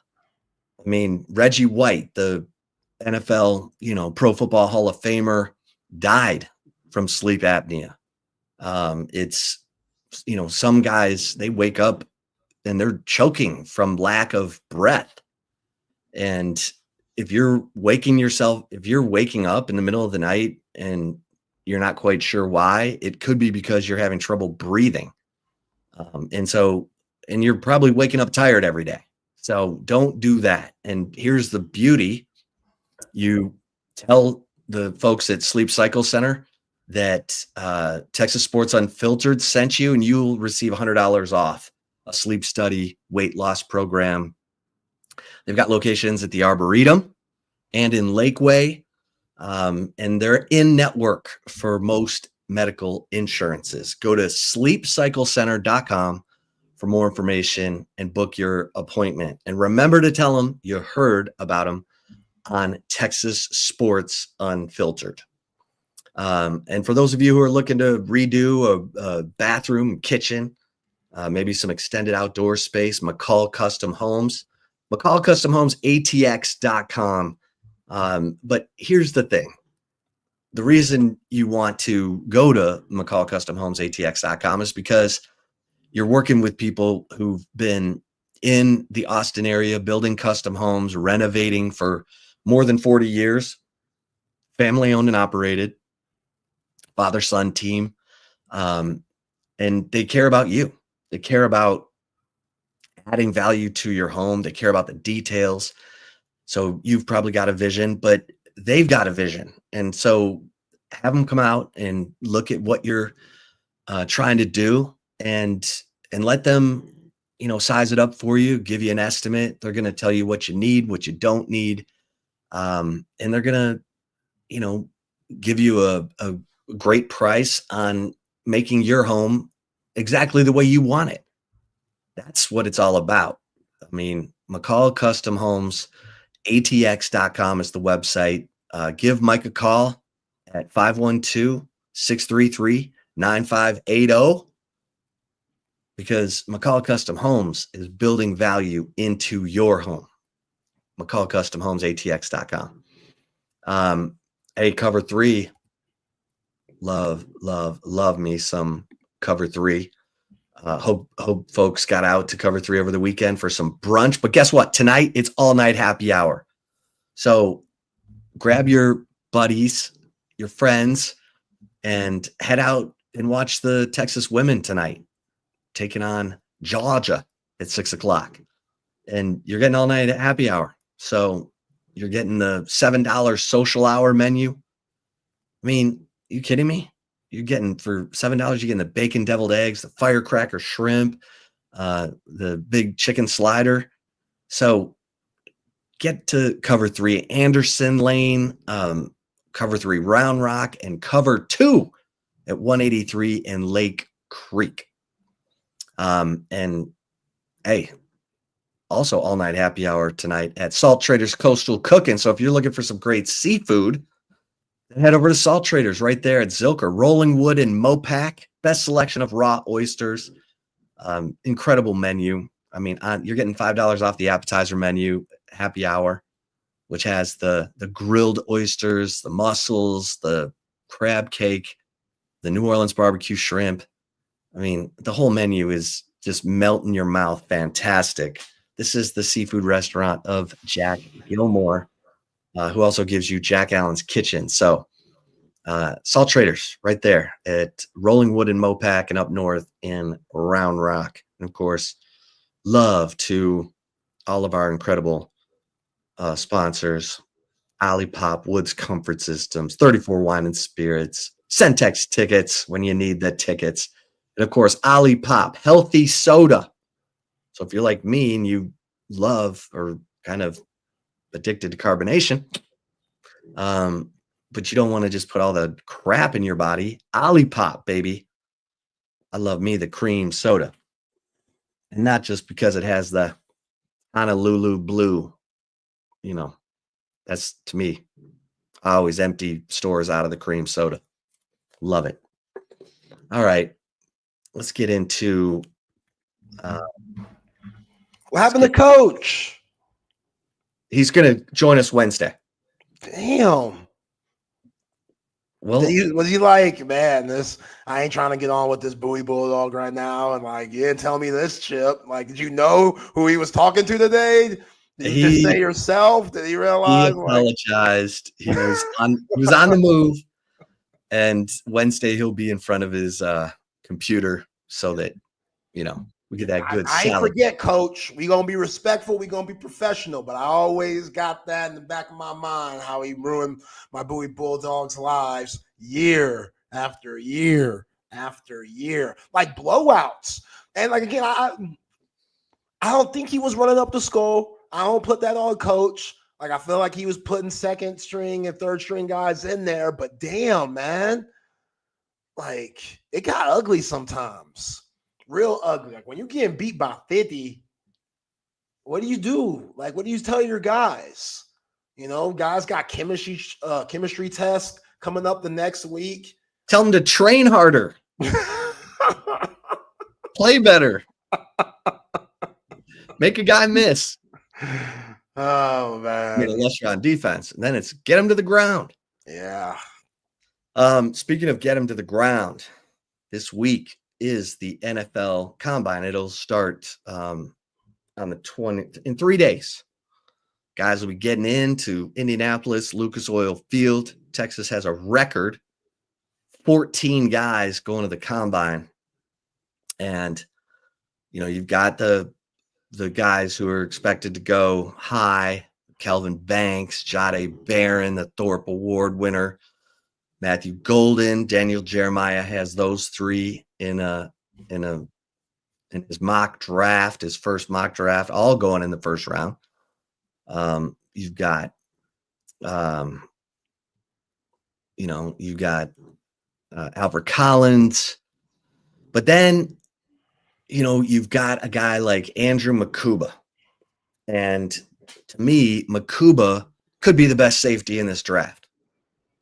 Like it's between him and Emin Wari from South Carolina, Xavier Watts from Notre Dame, and Malachi Starks from Georgia.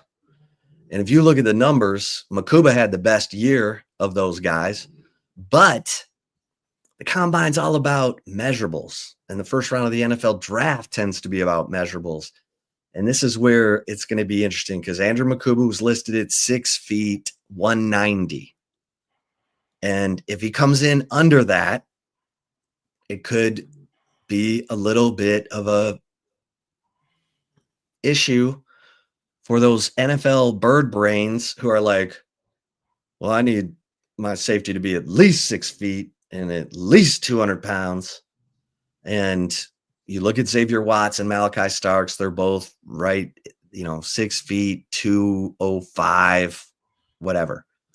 Makuba's 6 feet, 190.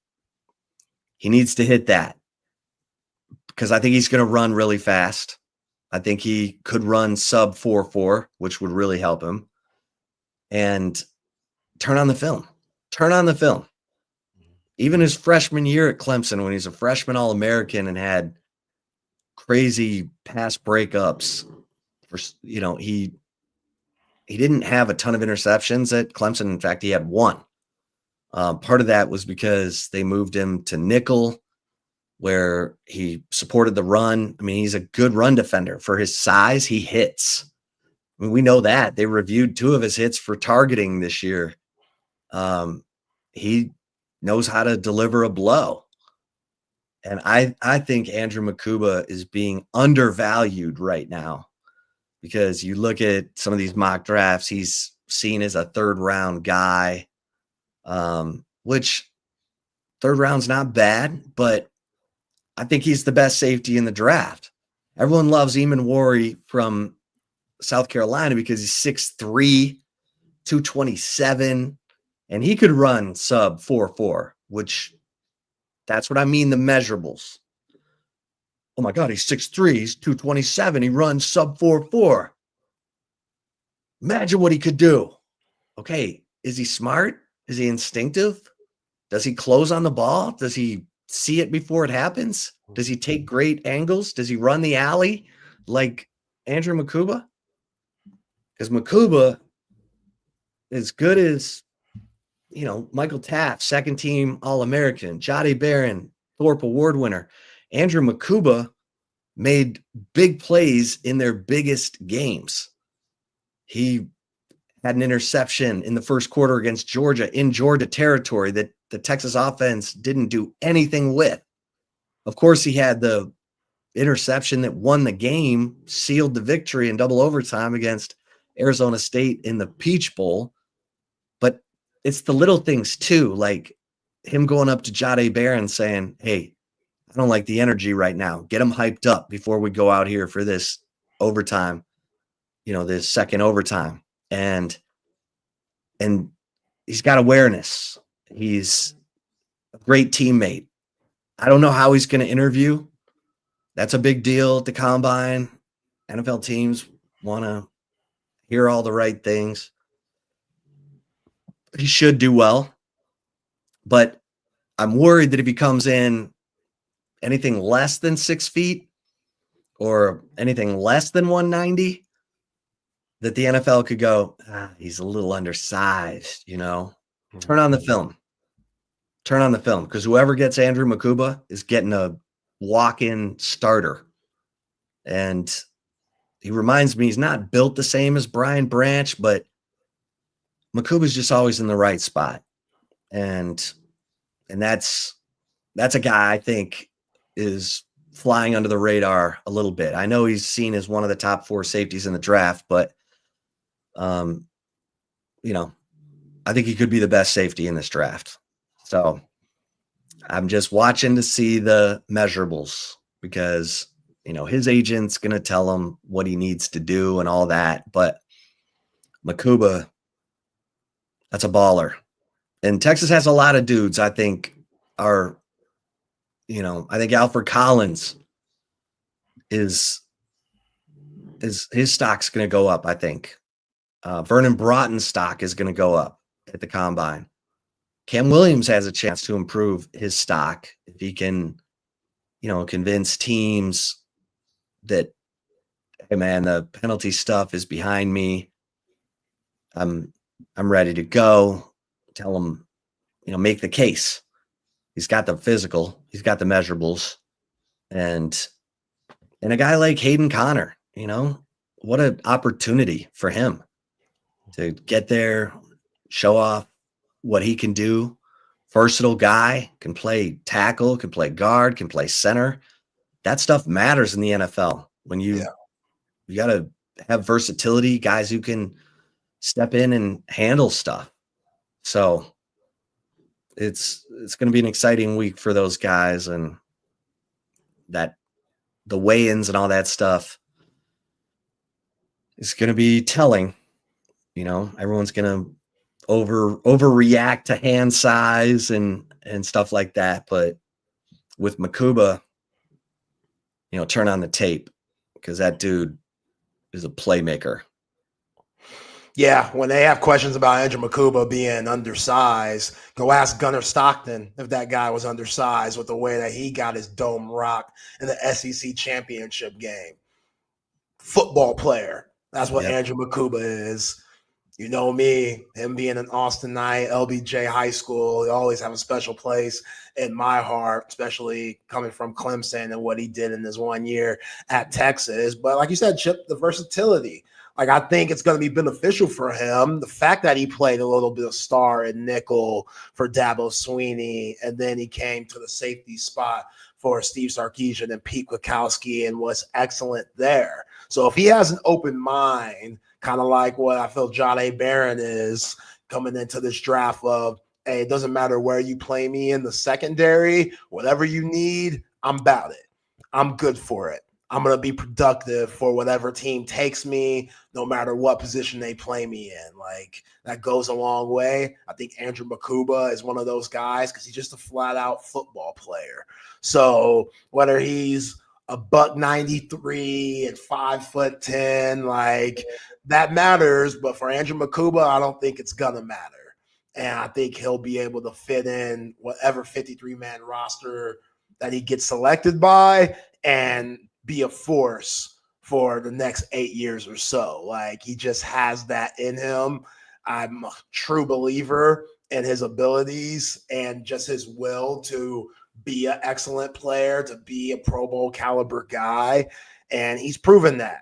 He's absolutely proven that. Now, a weird thing that I think about with some of these guys that went to Texas that are going to be at the combine, will it be one of those, okay, you were good, but you were just surrounded by so much talent?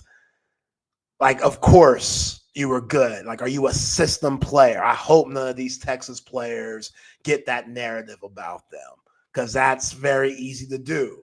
Like, of course they were good. Like, he's lining up by John A. Barron. Or of course this guy was good. Like, Alfred Collins, like, look at what he had around him on that really good Texas defensive line. So that's why the combine, these guys being able to showcase their talents individually, that's a big deal. And I do think these guys are going to test well when it comes to interviews and stuff, because Steve Sarkisian, especially with the time that he's had in the NFL and the rest of his coaching staff, they prepared them for those moments.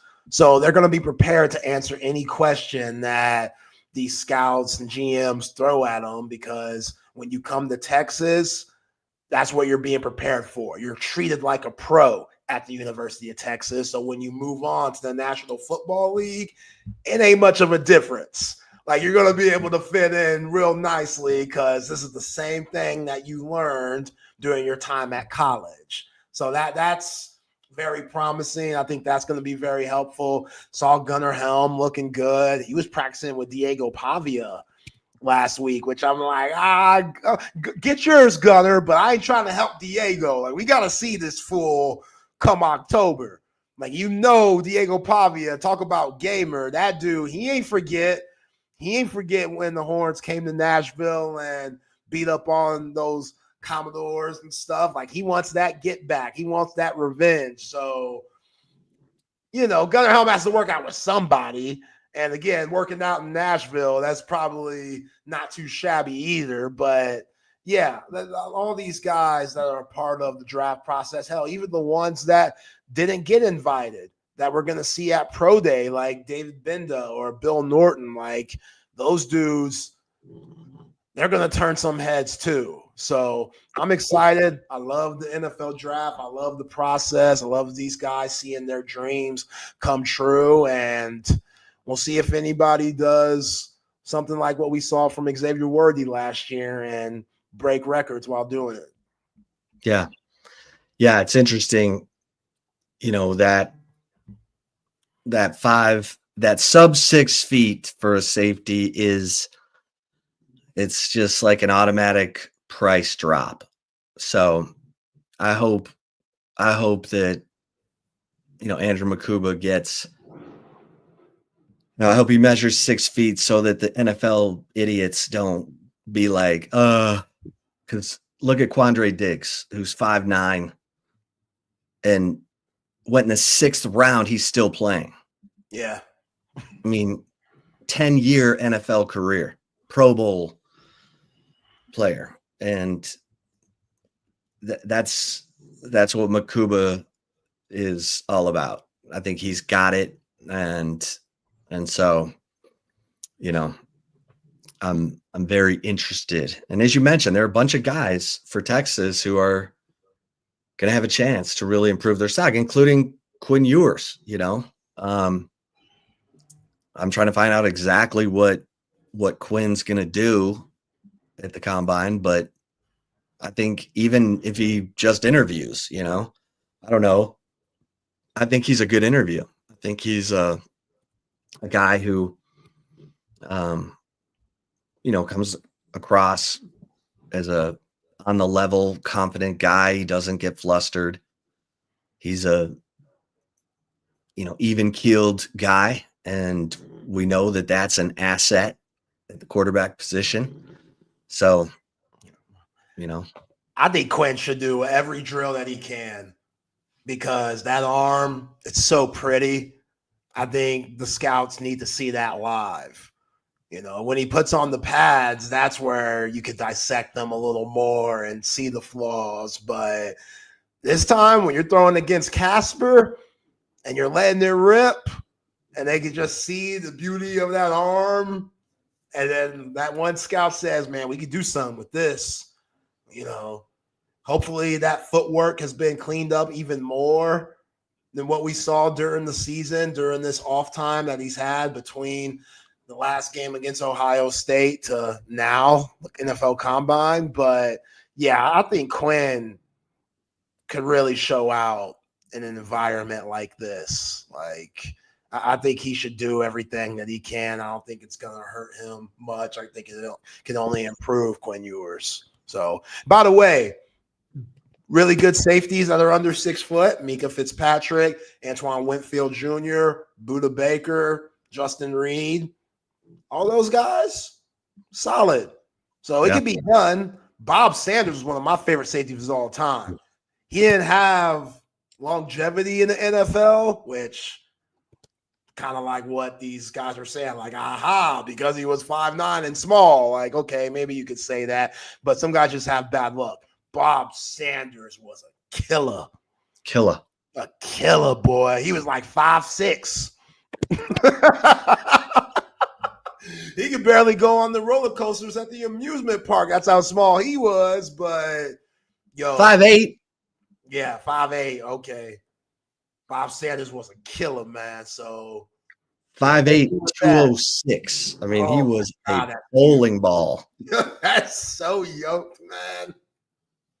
Yeah. Golly. Yeah, he could just never stay healthy. But when he was Defensive Player of the Year at safety, come on, man.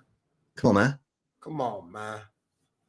Hey, and real quick, Texas baseball. And I'm going to Vegas on Thursday for the Texas playing in the Las Vegas Classic against Washington, Texas Tech, and Illinois. But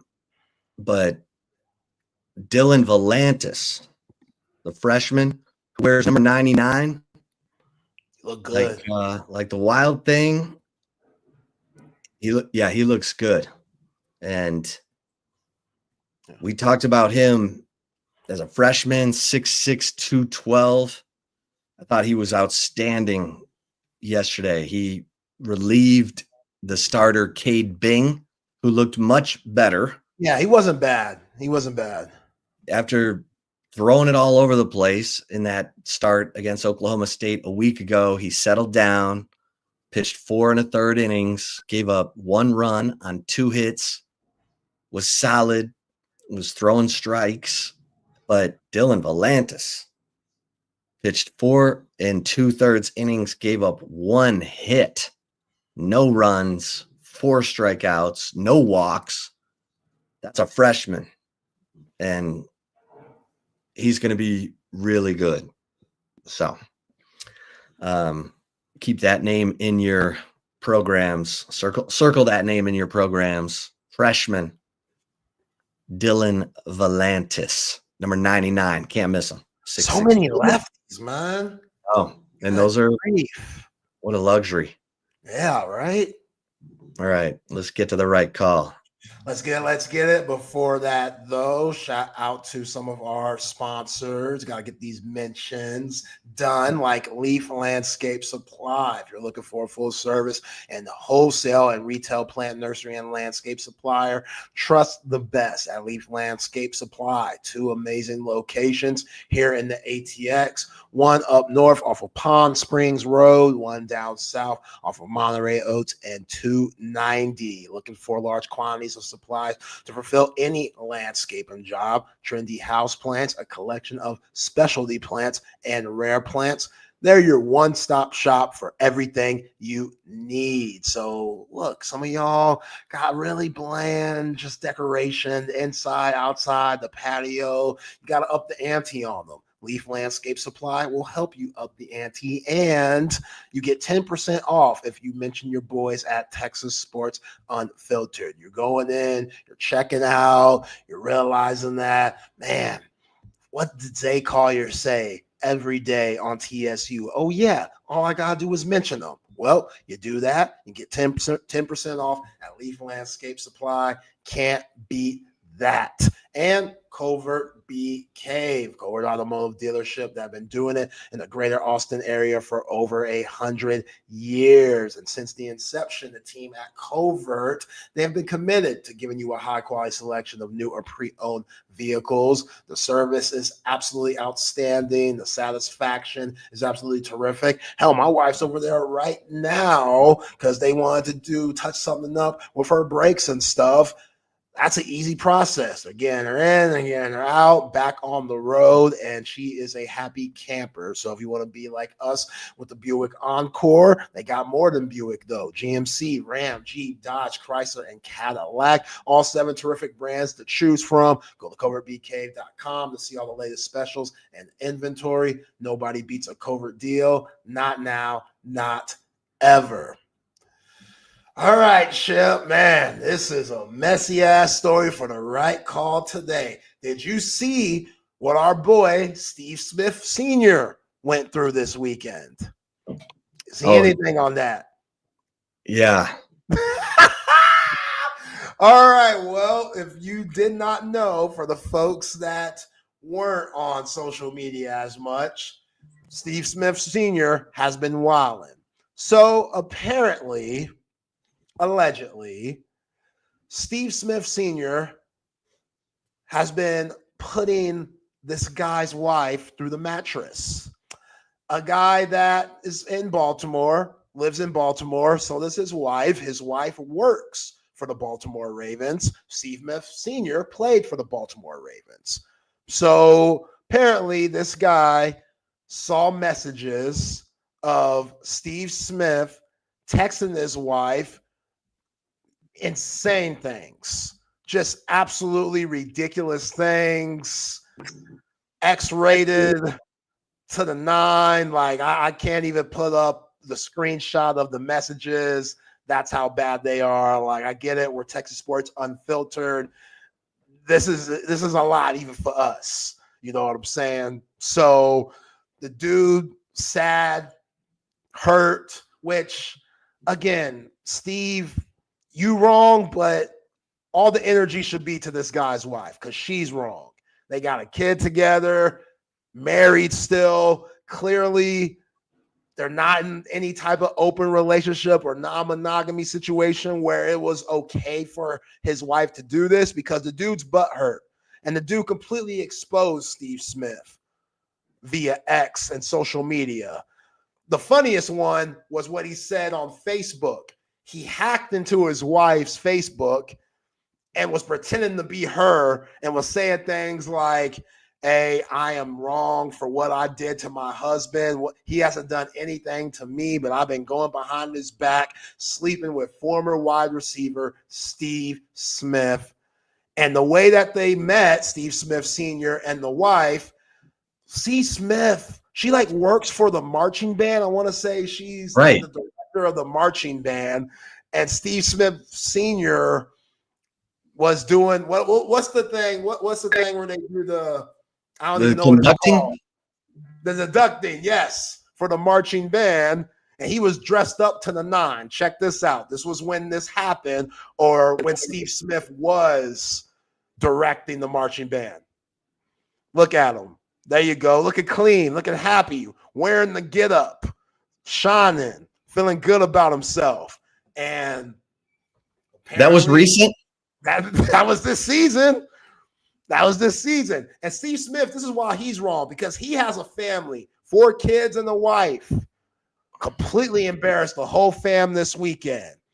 Completely embarrassed them. So, again, I get why old boy's mad. His wife doing him wrong, especially with Steve Smith. Like, Steve Smith used to put up numbers. He's one of my favorite wide receivers of all time. Undersized, tough as nails. He'll fight your ass, which if I was the dude that's wife cheated on him, I wouldn't really want smoke with Steve Smith. Steve Smith will whoop your ass, bro.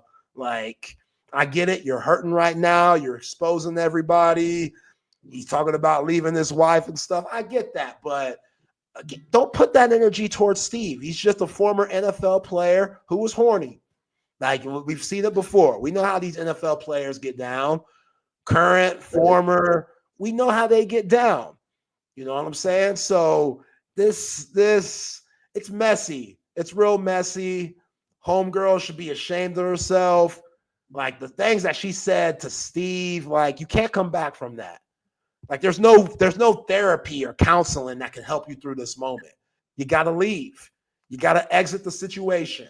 Hopefully he got a prenup or something. I don't know who's the breadwinner in the marriage, but hopefully everything gets taken care of to where he doesn't get gripped or anything. Because, again, it's a sad story, Chip. It's a sad story. And Steve Smith don't give a damn. He called Steve Smith, and he was like, Steve, what do you got to say for yourself for banging my wife? And Steve was just like, sorry. Just all nonchalant, like, my bad. Sorry, bro. Like, it is what it is. So I hope a lot of folks learn from this. I don't know what you could take from it, but this is why, Chip, I've been so protective of Shea Holly. Again, Garrett Wilson don't got nothing to do with this, but we put them in the category, the stereotype. Former wide receiver, former NFL player, they dogs.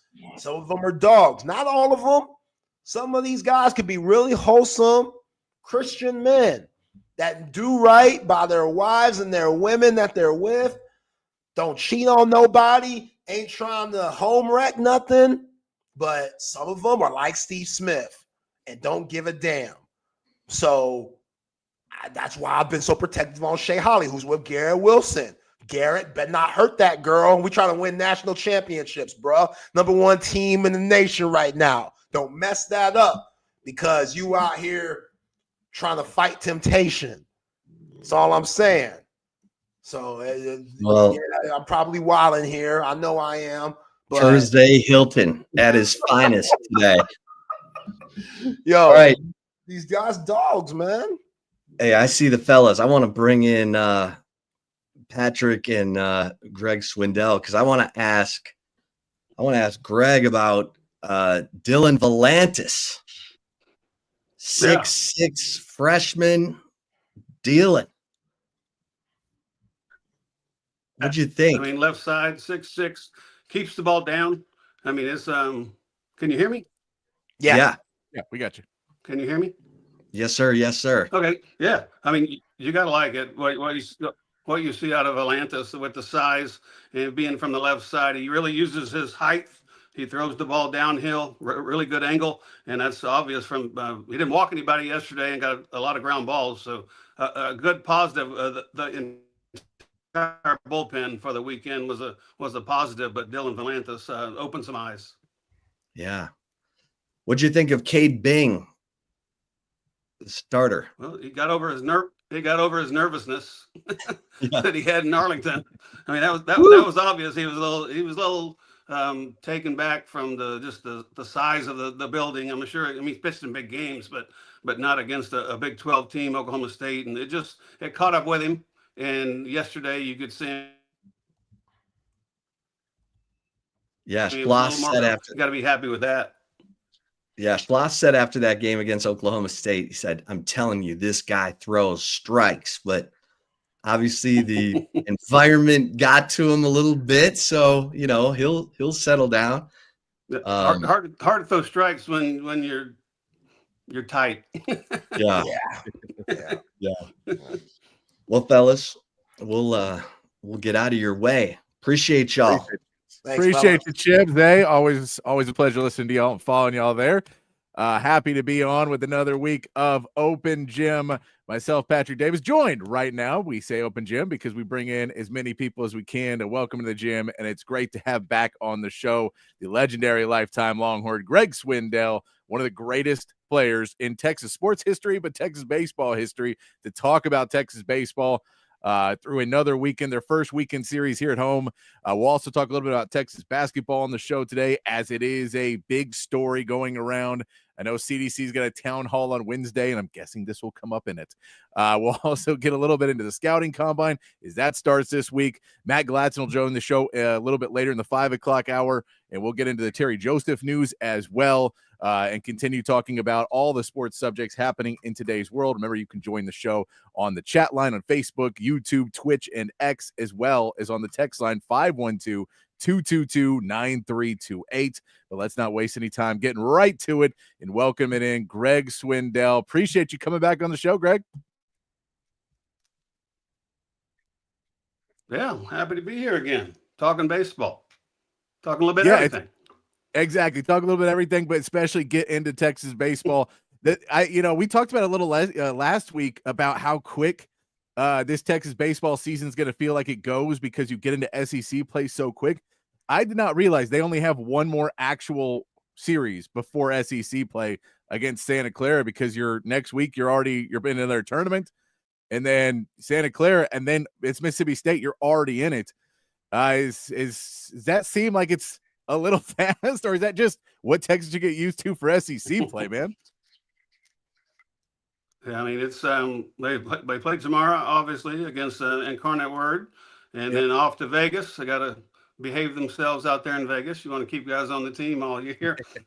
Vegas can take its toll, but they'll go out there as a business trip and do well. I think they played well over the weekend, well enough to win. You could pad in some stats, but Dartmouth came in and played a good weekend and kept the games tight. So it's good to see the pitching. Last week the starters did well. This week the bullpen was pitching well. So the bats will come around. Ethan Mendoza had a good weekend at the plate. Max Ballou is Max Ballou, and these guys, I think they're ready. It was just a tough week with the weather and not knowing if you're going to play Winston of that, and those guys stood through it, and it looked cold. I'm glad I was in front of the TV watching this weekend. Yeah, that did. Yeah, it was not necessarily the best weather for it, which is funny because you go in today and it's beautiful. I was out walking my dog earlier, and it's just beautiful weather now. You like to play baseball in this weather a lot more. But yeah, do you put a little bit of that? The pitching was good. Do you put a little bit of that hitting, maybe not coming through as much? I mean, they had 23 runners left on base, only one home run in the whole weekend. Is that just kind of down to, maybe moving the games around a little bit and then just having that weather where, it was a little bit hard to get out of the park? Yeah, they seem to hit the ball in the air a lot when it's early in the season at the dish. That wind is going to be blowing in, and it takes a real man if you want to hit one out to left field early in the season. They did a couple times last year, but the ball will go to right. The wind goes from left foul pole to right field foul pole, and you saw Ethan Mendoza just barely up over the wall and hit the foul poles. That was like to see more consistency, like continuing rallies. Hit here, hit there, another hit, a walk, a base hit. Right now, it's just one game in Arlington was all or nothing, and this weekend was just sporadic scoring runs. So the offense, they say, will come around. Maybe they can get out in the light air in Vegas and balls start flying, and they'll hit the ball well out there. Yeah, I mean, I think it'll be a little bit easier once they get going. But yeah, this offense was a little bit.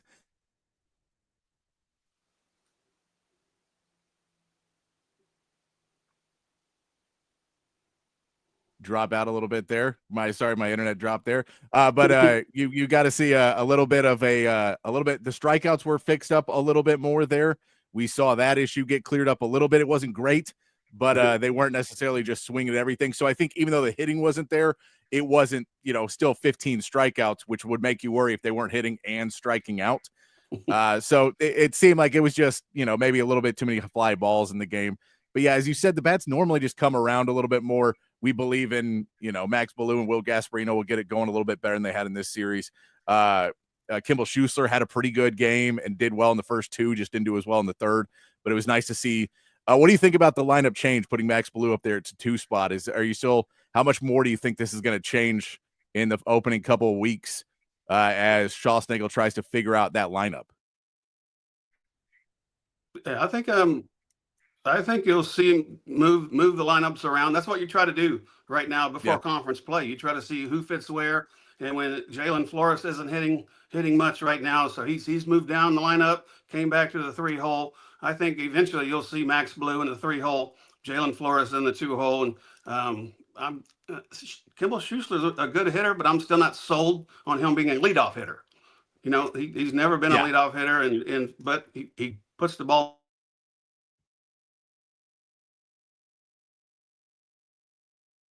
And got on base this weekend. So, but the lineup, I think you'll see some more different lineups throughout the next. They got 8 more games before conference, so you like the next weekend after when they come back and play those games. I think you'll start to see us up after this conference. 3-hole hitter and Jalen Flores. I think now he got off to a slow start, and NIL. I think NIL has a lot. He might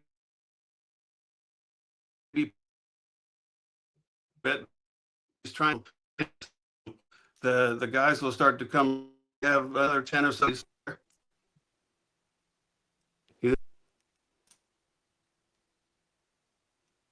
Greg, I think you're dropping out a little bit. You might need to move the computer around a little bit and find if you can get a better spot for Wi-Fi. I don't see you dropping out a little bit for me there.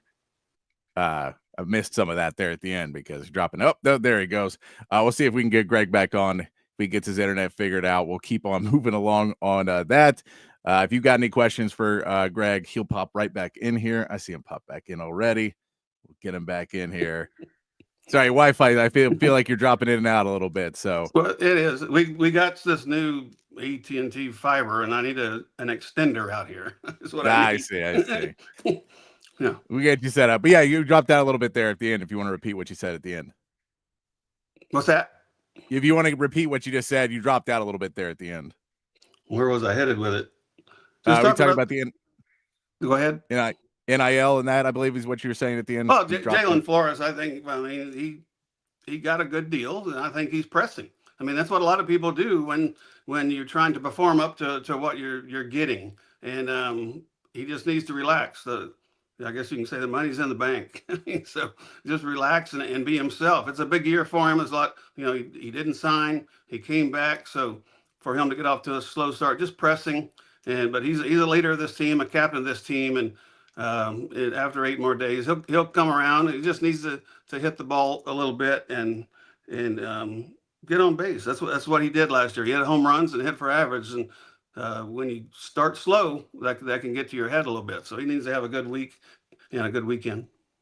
Yeah, no, I think that's one of the pieces that you hope that Schlossnagle's worked with before, because we know at A&M they have great NIL boosters over at A&M as well. So he's worked in that environment already and had to deal with players and the understanding of how much your life can change overnight when you're suddenly not worried about as many things, and maybe you're getting a couple of different phone calls, and now you're also worried because the production, every time you don't, in college, I don't think it was necessarily as big of a deal till now, that every time you don't, you have a game and you go 0 for in a game, you may walk out and think, well, they're going to call me tomorrow and tell me they want the money back. They're going to, something's going to go wrong, or something's going to happen, and all of this is going away tomorrow. So it is something that you have to work with these coaches. And luckily they've, this is not the first couple of years of it where it was really hard for every coach to figure it out. It feels like they'll figure it out as they keep it going. But I agree with you. I hadn't even really thought about that a ton, of that being an issue early on for some of these batters and probably some of these pitchers, that there's just a lot of nerves that are added nerves of not just playing, in a big setting. And it was also a little bit weird that, to open up home field and it just wasn't that crowded at the Dish, especially on Friday, because it was a 1 p.m. game on Friday. And so people couldn't get out there. I think we get the crowd back out there, especially at Santa Clara series, it'll probably get pretty electric, and maybe you can get a little bit more of the energy to help you out with those at bats. Oh yeah, that's the thing. You got a few new players. Jared Spencer starting on the mound. He's starting in front of like 600 people, 500 people, if that. Yeah. So it's sometimes hard to get up for games like that. You could kind of maybe it could affected his performance, but weather cold, not many people. You really want these guys to, before they get into conference play, to see a big crowd, to see a lot of people in the stands and feel the energy. So hopefully next weekend or 2 weeks it'll be nice when Santa Clara comes in and they can get people out there. Yeah. So is there any, going over to the pitching, we know Jared Spencer, Luke Harrison, and King Bade are your starters. All three at least go 3 innings. Luke Harrison gets pulled at 3 1/3, but 4 1/3 for Jared Spencer and 4 1/3 for King Bade. Were you surprised to see any of them get pulled at that point, or was that just kind of where you feel they're going to look at it and pull the guys out on that first home series? Well, I think Jared Spencer, he got his pitch count up. I mean, after 4 1/3, like I think 80, he was at 80 pitches and walking 5 people. That's not common for him. Kate Bing, I think he gave you 4 1/3. He only gave you 2/3 in his first start, so get him out there while he's still feeling good about his performance. And for him, Dylan Valantis came in and closed the door for 4 2/3. I'm really surprised, and I think you see Luke Harrison when he was walking off the mound, kind of puzzled, kind of baffled a little bit. He only had 57 pitches in 3 1/3, and all of a sudden you're out of the game. And that's the only time this weekend I was like, wow, that was a pretty quick hook for a guy who's going to be your second starter after his Big 12, or not Big 12. I'm still stuck in the Big 12 SEC pitcher of the week in the first week of the season. So he was puzzled, but Luke's a lefty. I mean, they're all lefties, obviously, but he's a typical lefty, kind of goofy, and he'll shrug it off and go out next start and pitch well. That was the only one that surprised me, was him coming out of the game. Yeah, I mean, and that was, the bullpen came out and looked pretty good. You did have the issues on Friday that, you gave up a couple runs late in that game. It was, as we were going on the air on Friday, it all of a sudden became a game where you were expecting it to be over. Is this still just chalked up to any of these games being close, just chalked up to it was bad weather, you move the games, and it's early in the season? You didn't have anything that really made you worry, or was there something in there that maybe sparked you a little bit of something that needs to get cleared up here in the next couple of weeks? Well, both teams had to play in it, so they knew they were going to play, and it just wasn't your typical, hey, this is our home opener, we got 8,000 people here, it's a lot of energy. It was just a rough weekend to play. Dartmouth, it seemed like they were kind of used to the weather. They had short sleeves and didn't worry about it, being from New Hampshire. So I think get that opening weekend out. Fortunate enough to come out with 3 wins. They could have got to beat a couple of those if Dartmouth would have got a hit here or there, but rode the course and finished the weekend undefeated at home. So got the sweep, and that's all you could look for is performance and wins, and they got the 3 wins. Yeah, I mean, that's really, at the end of the day, these early season games, you're not too worried about it. But yeah, there is some things that you can look at and say they got a crooked number in the first inning of the first game, and then they weren't able to put up 2 runs in any other inning. So they got runs throughout, but they were never able to get a real rally going offensively. But I'm with you. I think it just kind of comes down to early season nerves and just getting it going, and it should work out. We'll learn a lot more. You get Incarnate Word on Tuesday, which should be a good game. The weather looks like it's going to finally be beautiful for that game. So hopefully that'll be a big, a bunch of people coming out for that one and enjoying it. I know there was a difference too, that there were some issues with the parking this year, and that probably took away some people because they didn't want to walk in the rain and the cold, the longer distance, but that won't be as big of an issue when the weather's nicer. So maybe you'll get a couple more people out there on a Tuesday game and can really show it off a little bit more. And then you roll into Vegas, and you mentioned that at the beginning. This is a trip with a team that is coming in. Things are going well.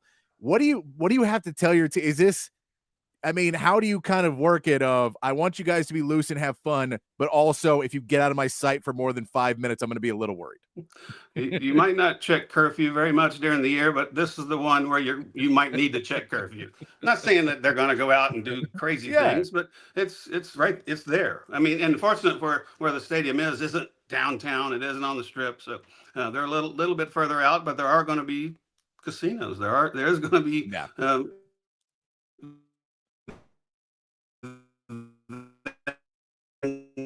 out there, so understand the process. The players understand the process, and they've won 5 in a row, 6 in a row now. So they're playing good baseball, and you'd hate to go out there and ruin it by doing something stupid. But it could happen. I don't think it will, but it'll be a good weekend, a fun weekend, and it's always fun to get out to Vegas and the sun and the weather. Yeah, I mean, you'll get out there and have a good time. But yeah, this is. Yeah, I did realize too, Vegas, one of the problems in Vegas always used to be there's no clocks anywhere because they don't want you to know what time it is in Vegas.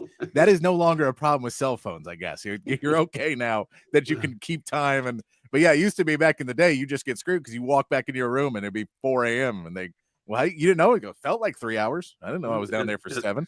It's bright outside. Hopefully you are winning if it's bright outside. Exactly. Yeah, and it'll be fun too. You're gonna play Texas Tech. This feels like one of the ways you can play Texas Tech without it being too brutal for either team, as they will as you get to see this. You play on a neutral site. It'll be fun. So there will be Texas Tech fans out there, I'm sure, trying to boo Texas and Schlossnagle. You get to have that little bit of fun as well. But that should be a fun matchup. Is there anything you're looking forward to in that, trying to see with Washington, Texas Tech, and Illinois? Or is this just kind of your second opportunity to go play real teams? Do you want to see this team show a little bit more distance, maybe separate, have a rally? What are you looking for in the next week's games to make you feel like they're starting to take the steps and get ready? Because again, we say middle of March is beginning of SEC play. You have to get ready fast. Yeah, I mean, the bats, for one, I think you have to sustain rallies. You can't just always rely on a home run or just getting one run here and there. You have to put up crooked numbers, extra base hits. We talk about that a lot. Extra base hits are everything. And they had 15 in the first 3 games in Arlington. And I don't know how many they had over the weekend, but I bet it wasn't 15. I don't know if they had 15 hits all weekend, but you want to put up crooked numbers, and I'd like to see starters go a little bit further. 80 pitches is a lot, but you like to see 80 pitches into the 6th inning or 7th inning, not the 4th inning and 5th inning. Yeah. Cade Bing now has 4 1/3 as a start. Luke Harrison, went into the 6th inning, his first start. Put them together. Have the starters give you 6, maybe into the 7th, and the way the bullpen pitched over the weekend, I mean, that's a big plus. I mean, what Max Wiener and those guys are, I told you last week, they're just strikes. They want strikes, and these guys came out of the bullpen through 15 innings and only walked 4 and struck out 14 over the weekend, and that's the big thing. A couple of them were 75% strikes out of the bullpen. I mean, that's what you're looking for. We preach that all the time, is when that gate opens, you got to come out and throw strikes. You can't go in there and walk. We saw what happened again to Will Mercer, who throws 98 miles an hour. He comes in, walks the guy, bye, you're out of the game. Coach Schloss isn't going to put up with it. You throw strikes, you stay in the game and get people out. You don't, you're going to be watching like the rest of them. Yeah, and I mean, we'll see Jason Flores is supposed to get the start now on Tuesday. He was supposed to get it last Tuesday, but of course that game got canceled with Houston. What are you looking forward to seeing from him? Well, hopefully no nerves. I mean, the UIW, I mean, I think they're starting out 7-1, and they're batting as a team over 350. So they're an older team. They're an older Yeah. team as UIW, and a team you can't take lightly, even though it's a Tuesday early in the season. They're playing well already. But for Flores, just come out and don't get ahead of yourself. Don't put pressure on yourself. It is your first start, so breathe. That's why I tell young kids all the time: is breathe. Don't forget out there. That's the biggest thing is to calm your nerves, taking a deep breath. And I think get a couple strikes and a couple outs. That always helps young players. It helps veteran players as well, early in the season especially. Yeah, and that Dylan Volantis, what he does coming in 4 2/3 is what he ends up pitching on Sunday. He allows 1 hit, 4 strikeouts, no walks, which is what you want to see again, throwing strikes. Do you think he's got a shot being a starter before the season's over if he continues to pitch like this, or is this maybe a little too early to get on that train that he could be one of your starters if he continues to pitch the way he looked in that game at least? Yeah, I mean, but sometimes you need that long man out of the bullpen. You don't want to use the long men, but if he's throwing enough, I mean, he threw more than the starter on Sunday. Yeah. So I mean, you look at those things and look at his performance. If you get the ball over the plate, you're going to pitch. It doesn't matter if it's long, short relief, or being a starter. So I believe right now they might want to try to find a right-hander somewhere. And maybe piggyback Volantis with a right-hander. I don't know. It's tough to go through there. The Aggies though have 3 left-handed starters as well. A lot of lefties out there in the conference. But I think Volantis. I mean, yeah, he could be a starter. I like the way he keeps the ball down, and the turf at the dish isn't fast, and it's perfect for a ground ball pitcher. And he does that well. Yeah, and I mean, Volantis is one too that you could see, as we see that Schlossnagle is not afraid to pull a pitcher at any point in the game, that if he's willing to pull somebody out, you may need more guys that can give you 4 2/3 out of the bullpen. And, for his freshman year, that may be where they use him. And if he comes back for a sophomore, that's when you can get your starts. But let's try and use you in that bullpen role for extended relief. I think you're dead on with that. You need those guys because it saves you on a Sunday too, to really be able to have your bullpen even better for a Tuesday. You look good to, not have to worry about it too much and not have your bullpen super active all 3 days of the weekend. But yeah, I would imagine his name may pop up a little bit more in that bullpen, especially if we see somebody come out early, if you see somebody get in trouble a little bit early. But maybe his plan to put him with Bing, and the fact that he just thinks, we saw him go short last time, have Atlantis ready to go, and you're my backup because we know you can go a little bit deeper. He may be sticking him there just, after that first outing. That may be the place. He may be that Sunday backup starter if he's not sure he has that third starter, which, because we know at the beginning of the season he wasn't sure about it either. I mean, I'm with you. I think you need that bullpen help of an extended bullpen. It gets overlooked sometimes in baseball. So it does. I mean, as a relief pitcher, you're doing your job if your name's not being talked about. The only time your name is usually talked about as a reliever is when you come in and give it up. You come in and do your job, nobody says anything because that's what you're supposed to do. I learned that when I became a relief pitcher. When they're not talking about me, I'm doing my job. I'm doing my job. And yeah, it's good. It's a good thing to have. And I think the bullpen sees early right now that Schloss isn't going to mess around. I mean, if you're not throwing strikes, and that's something the last couple of years anyway, it was a problem throwing strikes coming out of the bullpen, especially the first batter or first couple of batters. And if you're not going to do it, you're going to be out of there. It doesn't matter if you throw 100 or throw 50. So, and I think that's what they're trying to get through to these kids early in the season. And it's a good thing as a relief pitcher. You think, well, I need to be ready. Even though my name wasn't called, it could be the next guy up, and that's what it's going to be. And as your starters start to go longer in games, you'll start to get roles in that bullpen, lefties, righties, closers. But it's a good problem to have. A lot of arms, and you want to see them, just not a lot once conference shows up. And pitching, having too much pitching is a good thing. Yeah, I'll ask this: is when we get to Vegas, how long do you want to see a starter? Do you want to see somebody go 5 innings, 6 innings? So, like, what is where you say, okay, we're starting to ramp up and feel a little bit better that nobody did go 5 in this series. Is that this weekend? Is it next weekend that you want to see guys start to be able to go 5-6 innings and be ready for conference play? Oh, I mean, immediately. Immediately? Yeah, I mean, it is, though. I mean, they're groomed so much now to only go 4 and then 5 and then 6.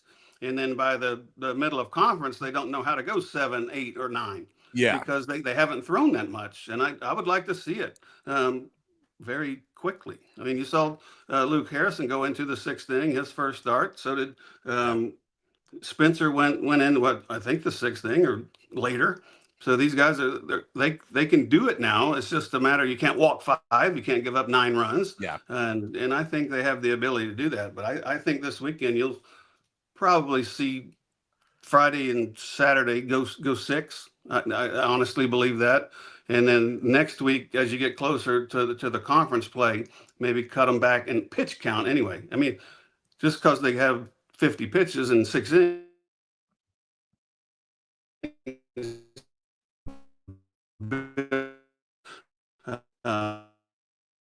next weekend and after Santa Claus longer.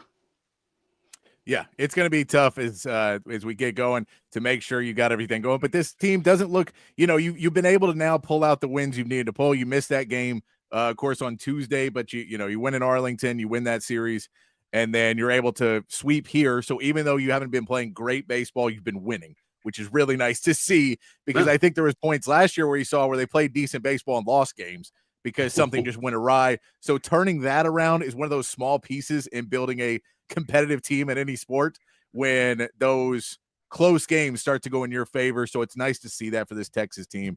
I'll be looking forward to seeing them on Tuesday when the weather's nice. Hopefully the crowd will be a lot bigger on Tuesday. I think it will be, because it was miserable over the weekend here. It looks so much better now. So I think that it'll probably help you out, and you'll be able to get going on a schedule that feels like you're ramping it up fast. It just feels like it's ramping up fast. I know I've worked enough baseball seasons where you get those, like the Army series was always a big one, and you get a couple ones where you fun a little bit before you get into the conference play. Not the case in SEC play. So it's going fast for Texas baseball, and I appreciate you breaking down that.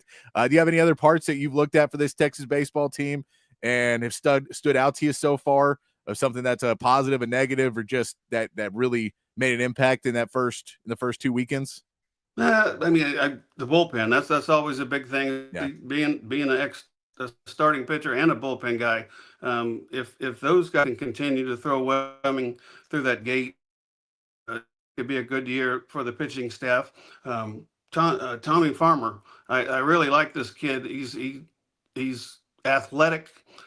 He's strong. He's still like a little puppy out there as far as experience goes, but I think he has some speed. I'd like to see more speed. I'd like to see some more stolen bases from the Texas team. They've done well in that in the past few years. But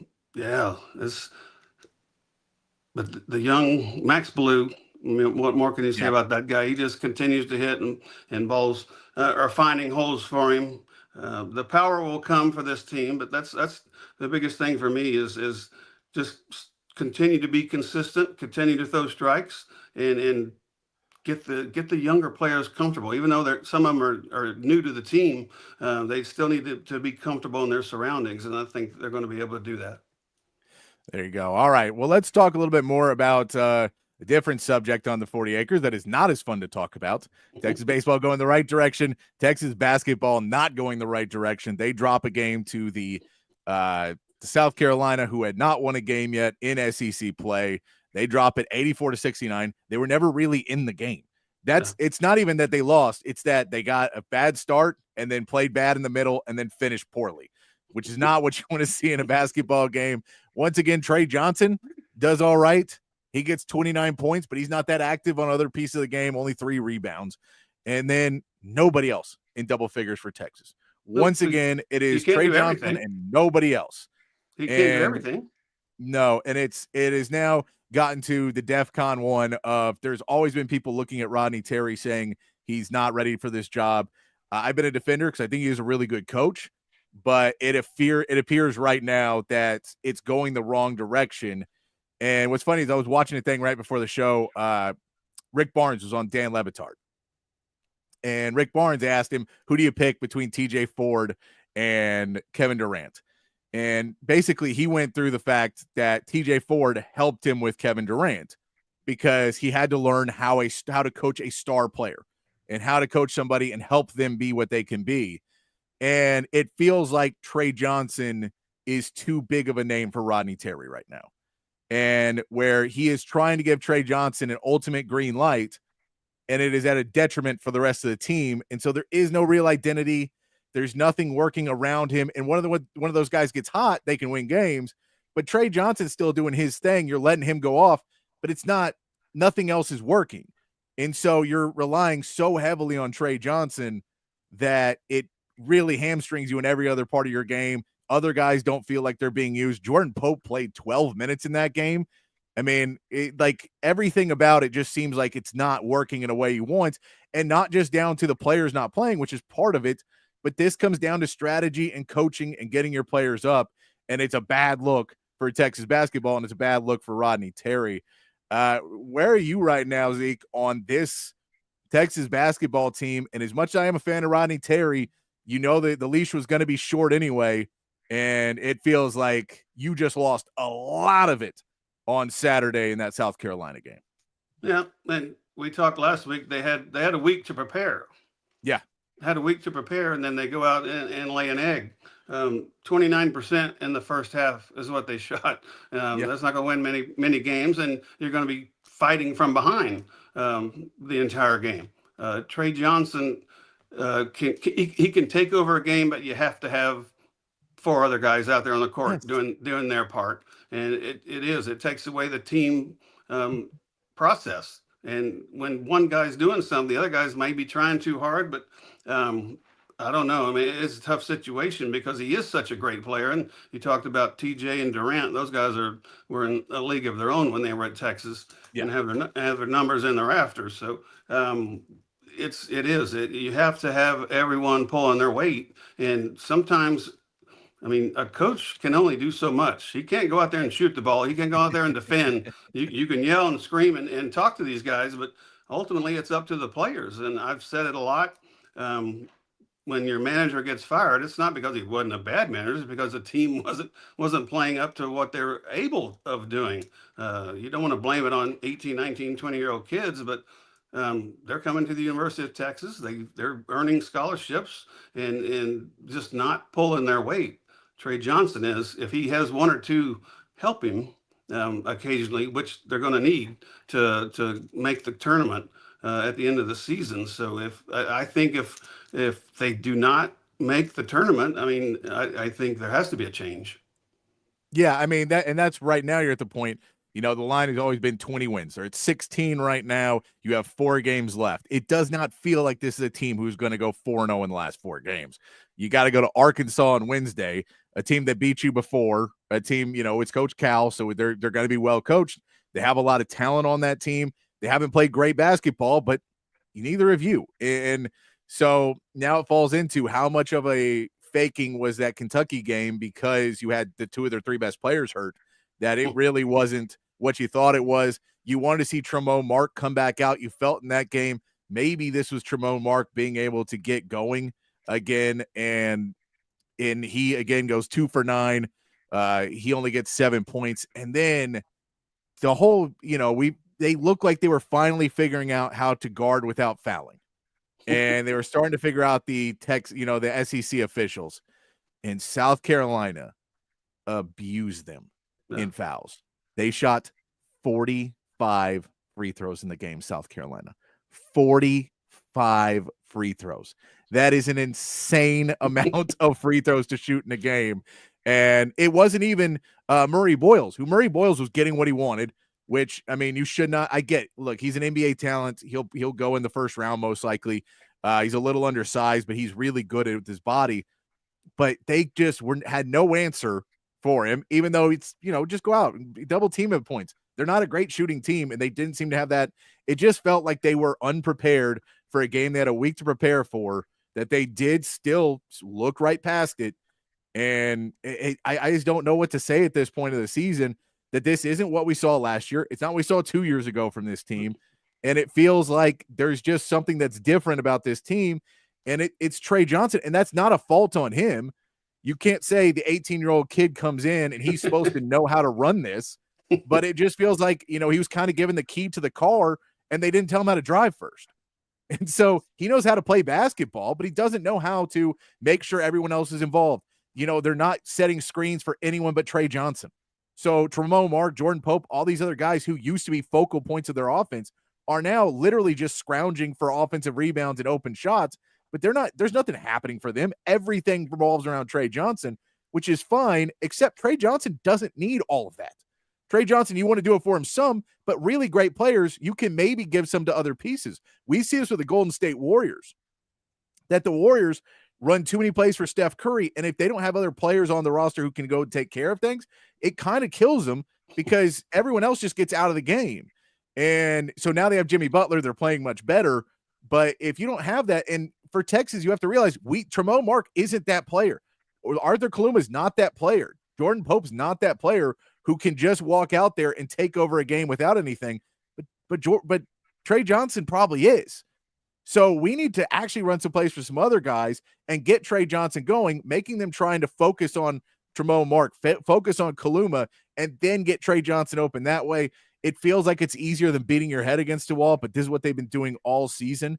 And, and this feels like, okay, we know we're not going to win a title keeping players because we haven't really been able to keep players. And we know we're probably not going to win a title from just the transfer portal in general. So we probably need to get a star player in recruiting and then transfer portal around it at Texas, because it is, it's a great school. It's a great location, but it's not a basketball school. And that kind of puts up a wall for what you can do. And you have the player. And if Rodney can't coach great players like that and make it work, then it may not work at a school as big as Texas. If you may have to say, you be really, really good. Like Shaka Smart was that way to a point. Shaka was really good, but the pressure of you need to have star players and utilize them, as opposed to, no, get 6-7 workhorses and just go to work, and you can win that way. And that feels more of what Rodney Terry wants to do. This team isn't built that way, and it is not working out. I think with Trey Johnson, you're right. He's going to get his points. He's going to play his game. It could be up to him to get the others involved early. Yep. Get the other guys involved early in the game where they feel like they're part of the game, and it's not just one person. And as for a player, you're thinking the same thing. It's like, well, he's going to shoot every time we go down there, so why should I do anything? I think a big thing that could help them the next 4 games or so is to get the other guys into the game as the first 5 minutes. Have them be part of it. If they miss, they miss. But you have to become a team, especially down the stretch right now with the 4 games left in the regular season, is to have a little more consistency from people other than a guy named Trey Johnson. He's going to get his, like I said, he can't do it alone. And as a team, I mean, it's good to see your teammate doing well, but you can also get down on yourself and get down on the rest of the guys. Like it's not just him; it's all of us, and we need to get involved in this game. Yeah, I mean, Jason Kent had another decent game. His rebounding wasn't there as much, but he got some good rebounds and was able to help out getting around the basket and actually finish. He was 4 of 6. Caden Shedrick was 3 of 7, which you'd like to see a guy shooting inside be better than that. But yeah, Tremont Mark 2 for 9. Devin Pryor 0 for 3. Arthur Kaluma 1 for 5. Jordan Pope 1 for 4. Yeah. They're not getting a ton of shots, and they're not hitting the ones they're getting, so you take away even more shots. But you can't say, okay, well, that's fine, but 11 for 21, we're okay with that as well, because we're just going to keep feeding it to Trey Johnson. It just feels like this hasn't worked, and they keep running their head into the wall. But now you look forward and you say, okay, this team, you got 4 games left. You're going to try and finish out what you can. And if you win 4 straight, cool. If you get in the SEC tournament and you do well there, then fine. He's probably still going to keep his job, and he's got to really work on roster construction and change up the way you build it next season. But if you start looking for Texas, if I'm imagining CDC is already starting to put together a list, if he has not already started, and I've talked about this a little on the show, what's a worrying thing for Texas right now in the coach hiring department is that North Carolina could very easily also be looking for a new coach. And that's not great when you have another major school that is a real basketball school that has some money in behind it, especially for basketball money. They probably have more basketball money than we do. We have plenty of money in Texas, but they're probably spending more on basketball because that's what that school does. And that school is going to be looking for a coach as well. I don't know. This seems like it's a really not a great offseason to go out and try and find somebody. I don't know what names will be available. You're still kind of working through the veteran coaches that don't want to be a part of NIL and transfer portal and live in that. So, I mean, if you're looking for a coach, Zeke, and are you trying to go, more classic, old school, no name? Are you trying to get the up and comer and risk maybe it not working out again? Or do you look in the name that's come up a lot is Royale Ivey, who had that great run in the Olympics with Sudan, and he's a Texas player. He's coaching in the NBA. It's going to take him probably a little bit to figure it all out. But which way are you looking? Are you looking it needs to be turned around next year so we don't really screw it up with the Moody Center? Or is this we get it, we can take a little bit of time, and this hire is important? I think the name you just brought up could be real important. Royal Ivey, a great player at Texas. He loves the University of Texas. I think that can go a long way as far as getting him to Austin, back to Austin. But also, every great manager is surrounded by great coaches. Yeah. And you trust. We talked about this with the football. We talked about it with baseball. You have to trust your pitching coach. You have to trust your running back coach, your defensive back coaches, who I think we'll talk about a little bit about in a little bit. So you trust the people around you as well. And it's not easy being a head coach anywhere, regardless of the sport. So I think Royal Ivey could be a good one, but we have the money to get really whoever we want. But they have to be willing to come to Austin. But exactly, money talks, especially in these times. Yeah, it's always that question of who wants to come here and not be a basketball school. I've heard the stories, especially from when we're doing the coaches shows, and you talk to the people at Learfield and all of that, Westwood One, and these coaches would come to a school that wasn't traditionally, that is a football school more. And the basketball coach would go, well, so when are we starting coaches show? And they go, after football. And they go, no. I'm coaching here. We start when basketball season starts. I don't give a damn about football. And that doesn't fly at Texas. No. And so there is a world where some of these coaches are like, I don't know. Basketball comes first to me. And when you're maybe second or third on that phone, depending on where baseball falls into that mix as well, and then you got to look at what women's basketball, number one for the first time in 21 years. Vic Schaefer's got a line to CDC too. Congrats to the women who are just playing amazing basketball right now as well, getting ranked up there. I love that this is it's a difficult position. So basketball, at least the women's team is doing well. So maybe that helps. You have a great building in the Moody Center, but it's difficult when everyone knows football is first, and that can become difficult. So, I mean, it'll be interesting. We'll see as they keep going. They play again on Wednesday against Arkansas. Again, it feels like saying it's a must-win game is getting rather tiring to say, because I think the last 4 have been, and they've won 1. So it's not, they're not must-win games. You push now you can't get to 20 wins if you don't win your last 4. I don't think they're going to get to 20 wins, but that's where you're at. It feels like this is going to be a tough run for Rodney Terry. I like the guy. I think he's a good coach, but it just feels like this season is too much to overcome. I think you can't look ahead. Obviously, you want to go 4-0, but it sounds cliche. You just look at the game in front of you. They play one game, you win it. You go to the next game. You can't look too far ahead, especially when you're thinking if we lose a game, we might not play after these next 4. So play it one at a time and hopefully get everyone involved. And Rodney Terry, they're going to have to come up with some good game plans each game, the next 4. There you go. Let's talk a little bit about the scouting combine. I want to get your opinion as this starts on Thursday, the scouting combine. And we roll in Texas, 14 people getting invited, 14 athletes getting invited to the scouting combine. We saw today that Shedeur Sanders is saying that he is not going to throw in it. He wants to do the private day at Colorado to get himself to look a little bit better. And I get it. There's reasons for doing all of those things. But as we go through and, this is a big scouting combine for some guys. Quinn Ewers, we're assuming he is going to throw in this scouting combine. We haven't heard anything to the contrary of that.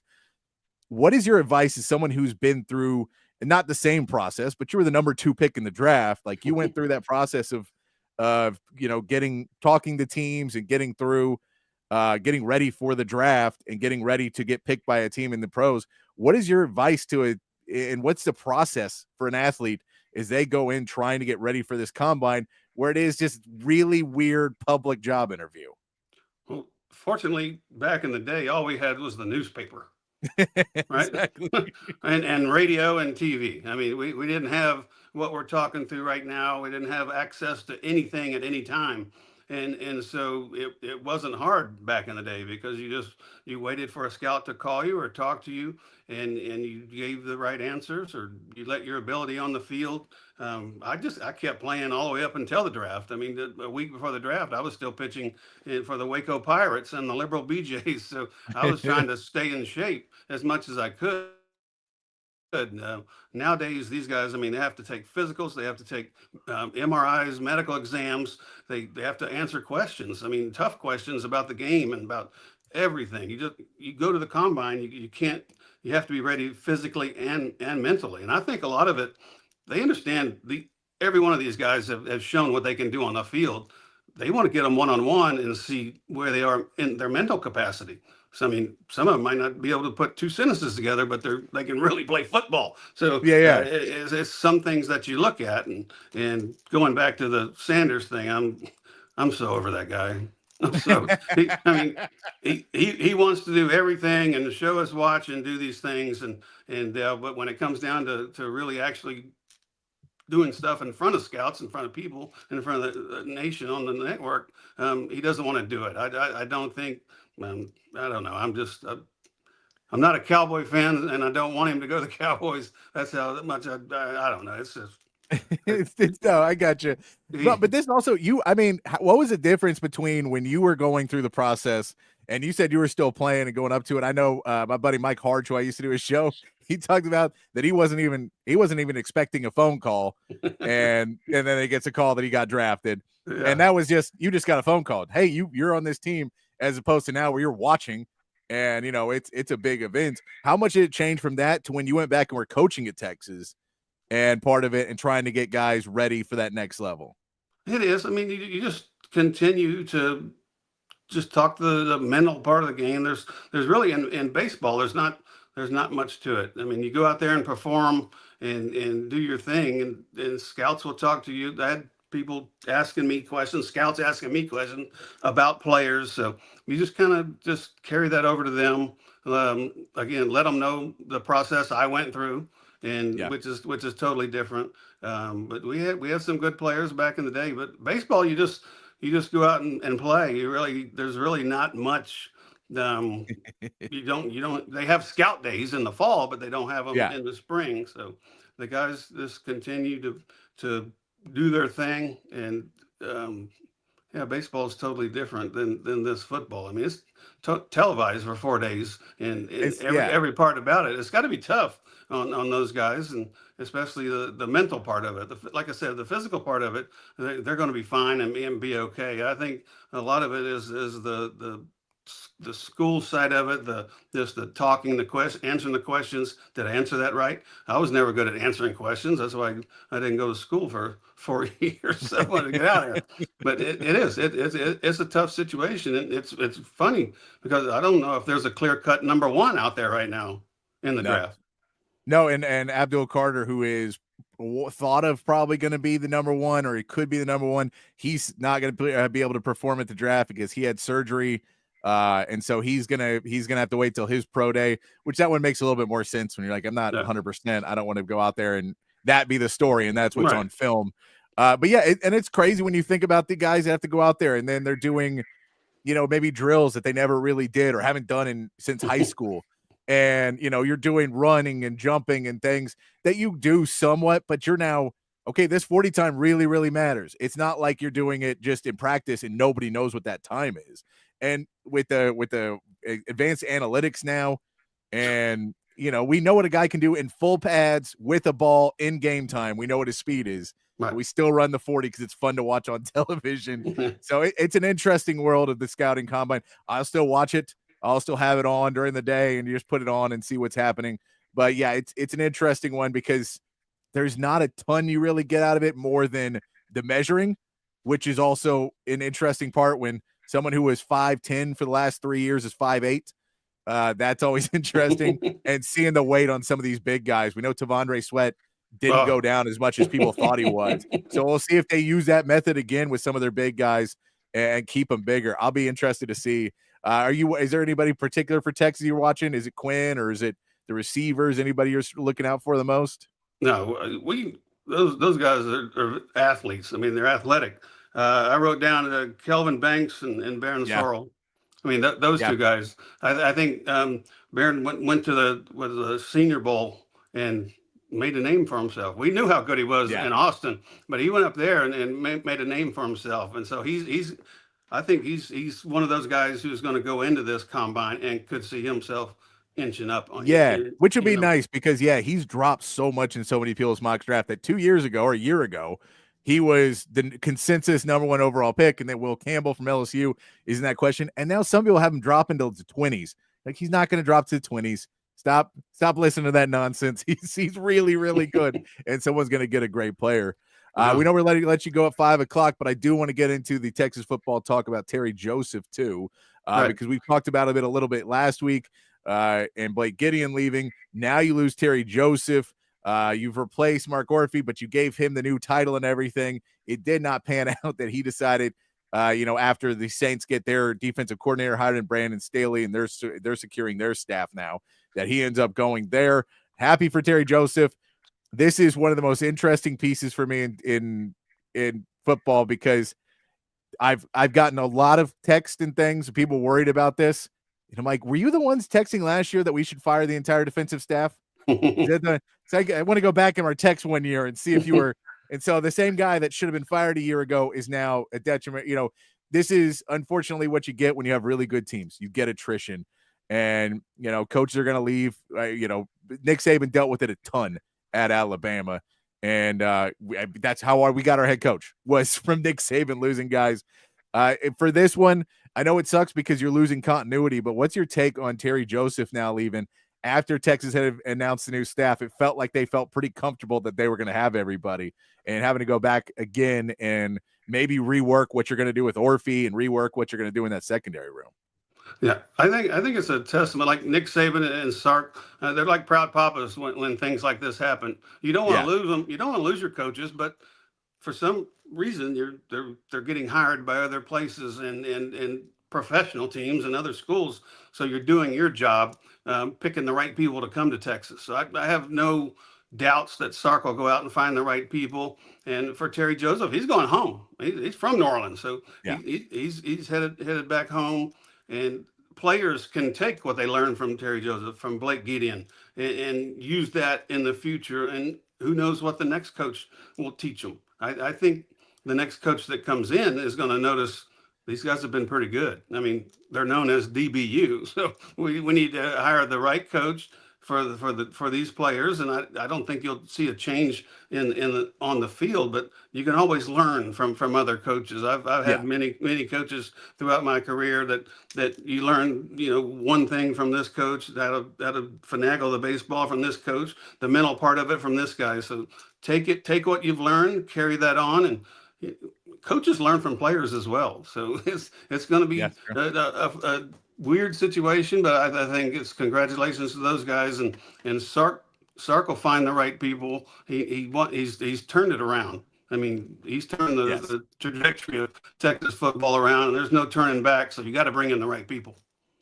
Yeah, and this is, how do you, when you were playing, when you were coaching, how is it you keep continuity when you do have, a pretty major 2 coaches leaving?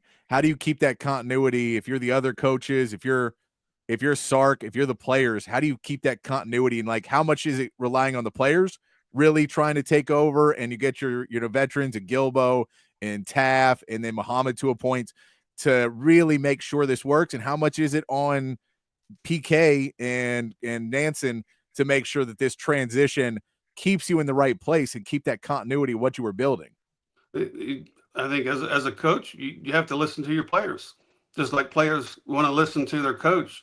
So you can't come in as a new guy and say, this is how it's going to be. No, Sark will tell him how it's going to be at the University of Texas. You listen to that. You might bring in some new ideas and things. So you just have to be open. You can't have it my way or the highway. Listen to these players. They're seeing the progress. And so someone that comes in is going to have to be part of that process and understand that it's not just their way. And players have to understand that, be open to new ideas. And it's going to be a fun process. You just want it to keep going because as a fan, you're kind of proud the way the football team's done, and you're proud to watch games. You're not, oh, they're playing this week, they're going to lose, but it's fun being a Texas football fan again and to see the stadium packed, and it's a testament to Sark and his coaching staff. And I'm not worried that he's not going to bring in the right person, and the players have to accept it and move on. Yeah, no, I mean, that's the conversation I had with my dad today was, look, I will take losing coaches and winning games over keeping coaches and having a punter win the Texas Bowl MVP. Right. Every day of the week. I'm going to go ahead. Punter. He's really good. He was a really great punter, but we never win MVP. Yes, something else should have happened. We shouldn't be in the Texas Bowl to begin with. So there was more about that. I'm much happier to be able to get into to where we're at now. And I think Terry Joseph, it is probably a bit that, I know they announced the announcement of that they like put out the coaching titles and all the names.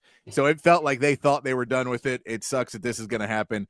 Last thing I'll mention before we let you go is I tweeted out on Friday about the spring game being canceled and CDC, and I tweeted at CDC basically saying, I get in the new world of the spring game and coaches don't want it. I'll trust Sark on that. Like we just said, I trust Sark on a lot of this stuff. So if he says there's a reason we can't do it, I'll believe him.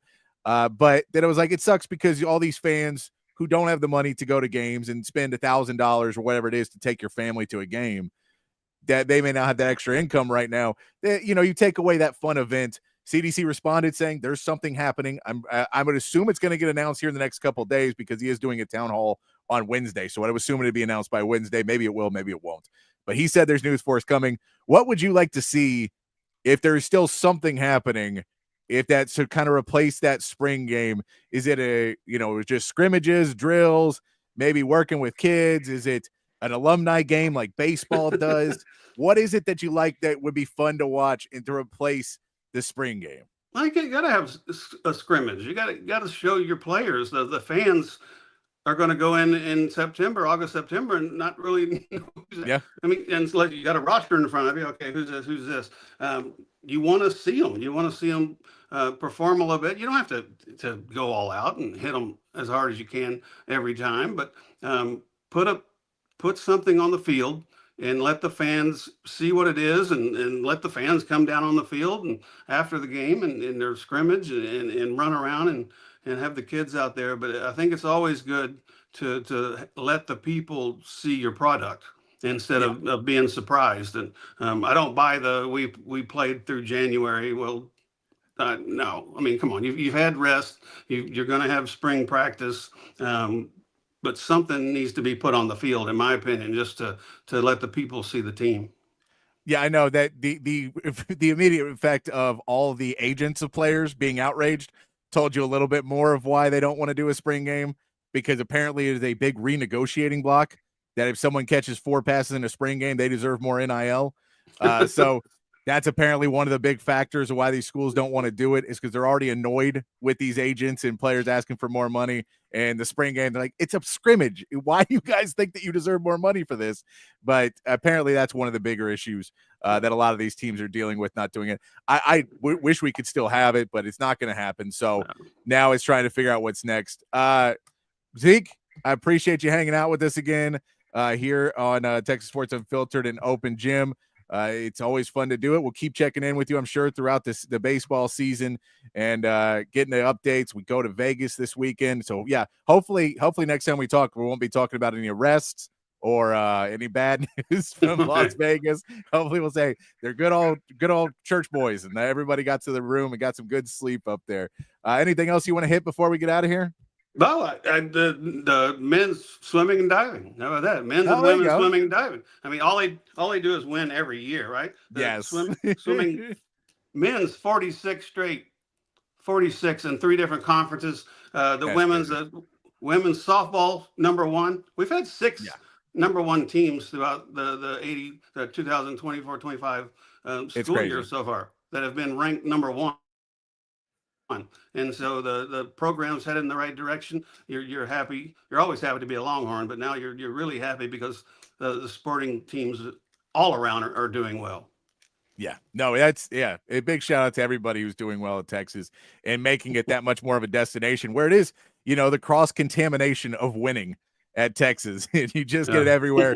And now that they're winning at football, it feels like it's climbing to the top. So now we just need to get it. Baseball keeps going on the route Football is king. Yeah, exactly. Football is king. So when they're doing well, everybody's doing well. Exactly. Everybody eats when football's doing well. All right, Zeke, we appreciate you. I'm sure we'll get you back on soon, but always appreciate hanging out with you here on Open Gym. You got it. We will get you back on soon enough. But shout out to Zeke there coming on with us again. We move over and welcome in Matt Galatzan over on a Monday afternoon. That was really fun. Always to get Zeke in to get his input on Texas baseball. So we're looking forward to he'll probably continue to come on with us. But right now we have Matt Galatzan, who's been doing the show with me from Texas Longhorns on SI, joining the show on a Monday afternoon here for Open Gym. Matt, how you doing on a Monday? You have a good weekend? Yeah, man, everything's going well. Just, parents are in town, so we're doing stuff with my new place and, kind of reeling from that Texas basketball game. So yeah, that is true. On that. That is true. Reminder, we have the chat line is open, Facebook, YouTube, Twitch, and X. It is open there, as well as the text line, the code of text line, 512-222-9328. And here in the next 20-25 minutes, I'm going to give away a $50 Cabo Bob's gift card. So stay with us as we try and give away some stuff here on Texas Sports Unfiltered. So if you enjoy that and you want to get some free burritos, I'm a fan of free burritos. I'm a fan of not free burritos, but free burritos are even better. So we'll give that away here in a little bit. I want to get into some different story. And at 5 o'clock, we will get into the Terry Joseph news that he is now leaving Texas. We'll talk more Texas basketball, get more into the combine, some other fun stories happening around Texas football. I will go into Rodney Smith saying the greed of these kids killed the spring game. I agree. I can also say the greed of the adults who made this season as long as it is also is killing the spring game. There's a lot of greed that is killing the spring game. The blame is not just on the kids. The blame's on the kids. The blame's on the adults. The blame's on everybody. There's a lot of greed going around. And that's everybody wants more games. And that's why you're losing games, which is a weird thing to say. But that one probably makes the least amount of money for people. So it's going to go by the wayside. But I tweeted CDC on Friday. He responded saying that there will be something happening. So I'm assuming there's a town hall on Wednesday, so it feels like it has to be done before the town hall, right? And I also think the scheduling a town hall like around a Texas basketball game, so no one's watching, is done on purpose too. But nobody don't look behind the curtain there. Nothing's happening. But yeah, if you guys want to join the conversation, go in there. Let's start with Terry Joseph though, and the news that broke today that Terry Joseph will be accepting a job with the New Orleans Saints. He gets to go home to play work for the Saints. It's a good hire for them. I think it's nice for Terry Joseph to go, but this is the latest coach you're losing, second to the NFL and second in your secondary, with Blake Gideon leaving earlier. That's why it feels like it's a little bit more of a blow, that he was given a little bit more responsibility. We talked about on Friday, they had announced the new coaching staff, and now you're going to have to get another change. Where are you at with this Terry Joseph news? It felt like it was solidified, and then you remember that the NFL does not really care about college football's plans. Yeah, I think it's a big blow. It is one thing to lose Blake Gideon, who's just just coach the safeties, but when you lose somebody like Terry Joseph, who's the defensive passing game coordinator and has put guys in the NFL like Ryan Watts, Jahdae Barron. He coached Anthony Cook as well. He developed at Notre Dame. He developed Kyle Hamilton. So obviously he's got a lot of stuff behind his name and a lot of pull with recruits. He was one of the main recruiters on Arch Manning. He's got a litany of guys on his list that he helped bring to Texas. So I think it's a big blow all around. Kind of makes me wonder if now you kind of start to hear the Mike Mickens name again from Notre Dame. That's what I was going to ask you. Is it feels like that name is once again you're going to call him, and that offer may be up now. Mm-hmm. Where we really now before this was the role we were offering, and this is what we were offering in money. Now the role has changed. So are you interested in that? It depends on what his answer was the first time. His answer was F you, I'm good at Notre Dame. I don't think you call him back, but I assume that wasn't his answer. I assume it was something along the lines of, man, I really appreciate the offer, but I'm pretty happy here. If you ever have anything open up in the future that's a little bit more, let me know. Kind of that classic, answer you give a job interviewer when he's, offering you a job that you're lower or more than qualified for. So, no, I mean, look, it also kind of makes me wonder if there's going to be some guys, maybe not any top line guys, but some sort of second tier, second string, third string guys that kind of look at the spring transfer portal now, which is kind of unfortunate because you hate to lose anybody in the portal, but when things like this happen, it's almost inevitable. So, yeah, I mean, it's obviously a major blow. I did not expect that. It's his first time in the NFL as a coach. So, I'm sure he wanted to get that challenge and sort of attack that, have a new goal. And, good for him. He deserves it. He's been tremendous for Texas, but it's not a good thing. I'll say that. No, this is, I mean, I talked a little bit about it with Greg Swindell, but how do you now keep that? Like, that's a big concern, is keeping that continuity and what you built. And it's funny because it was a year ago, everybody wanted Blake Gideon and Terry Joseph fired because that secondary was really, really bad, and it got exploited by Michael Penix in that Washington game. And everybody blamed them and said, you need to fire these guys immediately. And I think that's probably one of the reasons that both of them were open to taking other jobs a little bit more, is they understood that, the job security, even though Sark has their back, that you're not necessarily, you've had one good year, strike while the iron's hot, go get paid, go get your money, take care of yourself. We know you're good coaches, but it's a fickle thing, sports.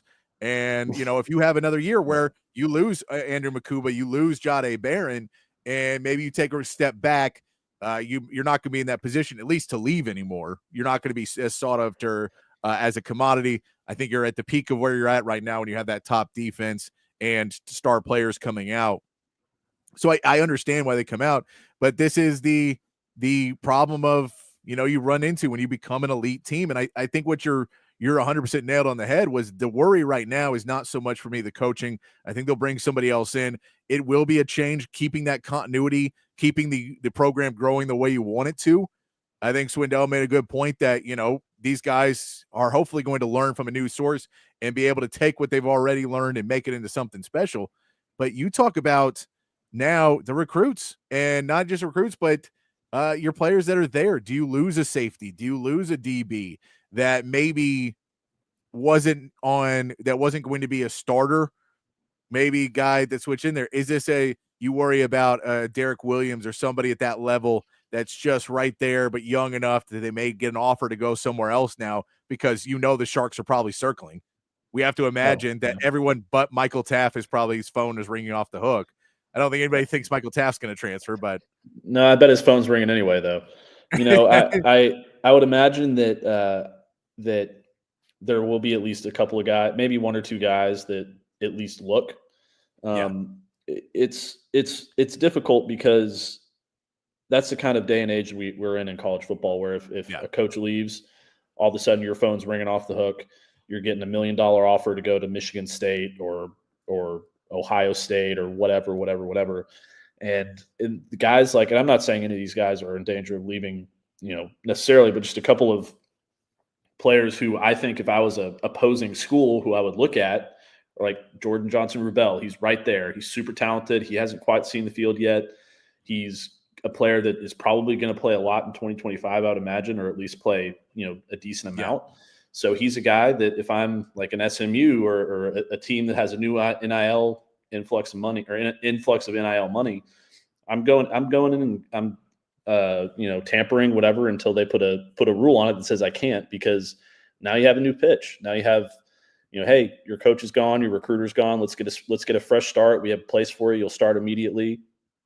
And that's going to be something that they have to battle, and something that, when they bring in, a Mike Mickens or whoever else they decide to hire instead, that he's going to have to go to work immediately on. And if you're the Texas coaching staff, you also have to sit there and try and keep it together while you're doing the search, and, ensure the guys, hey, we're looking for the right guy. We're going to bring in a guy that's going to get you to the next level. We're going to bring in a guy that's going to continue to develop you. And I think they will do that. It's just, the timing of it is not great, considering they just released the announcement of the new coaching staff and all that stuff. But I think they'll get it figured out.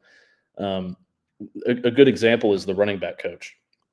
They lost the official visit for the number one running back in the 2026 class after Tashard Choice left, and they hired Chad Scott. Chad Scott gave him a call, and now he's visiting again. So it'll probably be a situation like that, I would imagine, but don't be surprised to see some turnover either.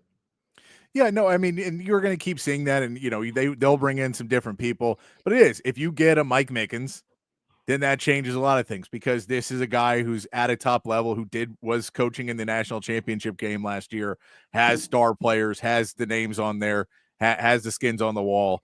So you're able to go. But if he says, I'm not willing to go, I think it changes up your approach, that maybe you're not looking the same way you were earlier, where Orphy was where we thought we basically ranked the guys they were looking at, and it was Mickens, Orphy was our second, and I can't remember who the third was off the top of my head. But if we look at it that way, you go, I don't think you're going to that third option. You have to say, we kind of have to hit a home run with this one. We didn't necessarily before, because we still had Terry Joseph, and now it feels like we got to have somebody who's got the players, that has the connections, that can call people. And before we said you could have brought in Huff, could have been an option to fill Blake Gideon's role. That doesn't feel like the case for Terry Joseph.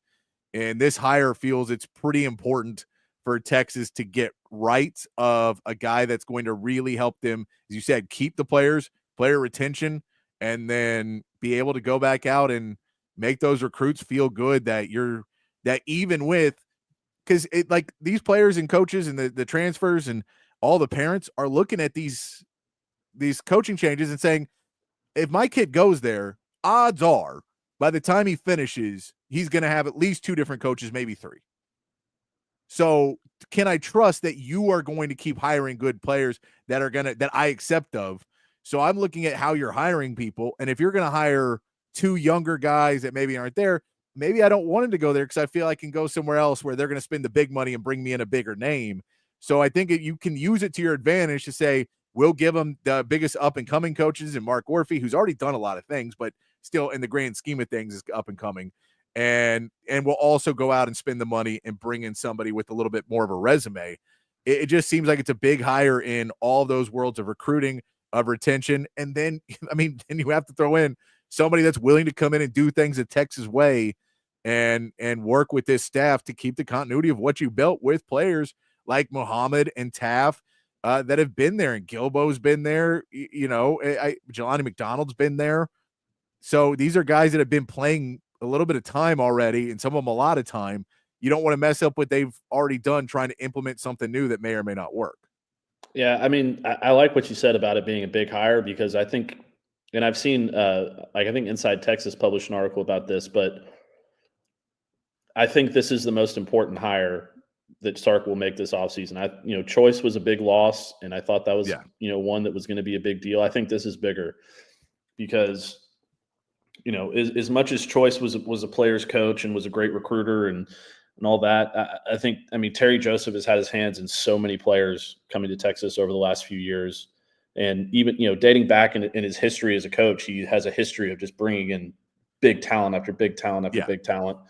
So you have to find a way to replace that. You have to find a way to get these guys on the roster to want to stay put. You have to find a way to keep the the word that you keep using, which is the biggest thing to me in this whole thing, is continuity. You have to keep that continuity because you can't take a step back after taking such a big step forward in pass defense this year. I mean, it was the Achilles heel for them in 2023. It was their biggest strength in 2025 or in 2024. I mean, there's no way that it's not going to take some sort of a step back going into next year with all this turnover in the coaching staff. I don't think, but you can't have another year in the secondary like you had in 2023. You have to find a way to save as much of it as you possibly can. So you got to bring in the biggest name possible, the biggest home run NFL guy, like NFL development guy. I mean, you got to hit this one out of the park. And I know I keep bringing up the name Mike Mickens, but that's the name that immediately jumps to me. I'm sure we'll hear a few other names in the coming days, but I also don't expect them to wait too long either. I think that they were prepared for this. If in the possibility, like there's no way they didn't know that he was getting phone calls about other jobs. So I think they've been sort of preparing for this just in case. So I think they probably have a couple guys in mind. I'm sure we'll see who those are in the next few days, but you got to knock this one out of the park, plain and simple. Yeah, I mean, and yeah, anytime you see somebody get a change in title, that usually means we're aware that there's interest. Mm-hmm. And I mean, as much as you like to believe that the world is fair and everybody gets what's coming to them, it's not always the case. And sometimes you have to put, a little pressure on people. And, him going to the staff and saying, I'm getting phone calls from the NFL. And, none of them have gotten my fancy because they're assistant DB coaches or something where it's kind of a step back coaching style wise. And the money's not right. It feels like this could be, he finally got that call. And yeah, especially going back, to New Orleans, that makes sense to be able to be in Louisiana. It all makes sense of why he would go do that. But it's a tough loss for this Texas team. And I'm with you. It's a really big hire. It's something of those weird parts where you go, it's really big. I don't really worry about it that much because so far they've seemed to do well in hiring. They've been able to pull it out. The line that everyone has always told me every time you talk about any coaching hire or anything else is that Texas has all the money in the world and don't worry about it. We'll spend all of it. So, they do. They have enough money to go hire and pay an assistant coach. We saw what the raises were, that Jeff Banks is making really good money. Conflict, like those guys are all getting paid to stick around. I think there's plenty of money in the bank to go get a home run hire, but it did go from this is an important hire to this could really hurt you if you come at it from the wrong angle. And if you come at it saying, well, let's just go and fill the position, then maybe it will hurt recruiting and retention a little bit more than you want it to, even if the guy's a great coach. It's not just about that at this point. It's about making that splash hire and really showing people that you mean business. Even if that guy may be gone again in a year, that's fine. We'll have more time to deal with it when he's gone again in a year. I'll still say the fact that Johnny Nansen stayed, I think, is gigantic because that is the guy that is the difference between last year and this year, or we say 2023 and 2024. That's the guy that this was an awful team. Blake Gideon, or awful secondary. Gideon and Joseph were there for that. Nansen came in, helped give some different ideas. PK, they all work together. They're all responsible for it. However, that he did make the difference. So him staying there is probably a really good sign. So I'll hope for it. Well, so there, David Williams jumping in. The recruit that immediately said he was not visiting Texas after Coach Troy's is not the number one recruiting class. He isn't even consistent top 2 in the nation. There was a couple that canceled their visits, I believe. But yes. Hold on. Let me just jump in here on that. Go. So Crowell is Rivals.com's number 1 running back in the nation, number 33 ranked recruit. He's ESPN's number 3 running back, On3's number 2 running back. He's a top 50 recruit for everybody but 24/7 Sports. So he is in the conversation for the top running back in the country. But just a little fact checking there. Go for it. I'm all for it. Yeah, it is what it is. But at the end of the day, I would say that it is a very important hire. If I hear the name Dwayne Akita from anybody, I'm gonna scream. I do not want to hear anybody bring up that name. I'm sure it will be at some point, but I think we're past it. I think we're past it yes, now. I that is not a hire that they need to make. But outside of that, I'm sure they'll find somebody great. No, Dwayne Aquina is welcome back as an analyst. Double D's just throwing it at you now. But I do think that this is. I agree with you. Mike Mickens is the name that sticks out because his name was a finalist before. It feels like they have contact with him and his agent. If that's the case, then that'll get done really fast. But I do want to throw at you, since we're talking about hiring coaches, I do want to talk about what could be an open position, because Texas basketball stunk it up for 40 minutes. It was one of those games where I said a lot of times, this team's hard to watch. That was probably the hardest to watch game, because not only are you talking about it being a hard to watch game, you were talking about 45 free throws for South Carolina alone, then another 27 for Texas. That is way too many free throws to watch in a basketball game. It was just overall a pitiful performance on a game you were supposed to win. This feels like if you really needed a reason to go after Rodney Terry, this is the game that you're going to hear when anybody talks about it's time to move on. This feels like the game where a lot of points you could say different things. You could say, well, you didn't do great in the first season of the SEC. You could point to a lot of different pieces of what didn't work out. But at the end of the day, this was just not being prepared after a week off, having nobody step up or other than Trey Johnson once again, and seemingly have no answer for Murray Boyles, who was the only guy you had to have an answer for. I don't get what they were doing for a week other than watching the Suns, and like, what was happening that you were this woefully unprepared to play against the South Carolina team that you just have more talent than, just hands down have more talent than. Yeah, listen, this we talked about this on Friday before the weekend did. This was the only game on the schedule that seemed like you could not lose it. Yeah. It was the only, you had to try to win at least 3 out of the 5, preferably 4 out of the 5, but the one game that you just could not have a loss next to your name in the column was South Carolina game. It just looks too bad. According to Joe Lunardi's bracketology, they're still hanging on by a thread in terms of making the tournament. They're still in the last 4 byes, but they dropped in that area.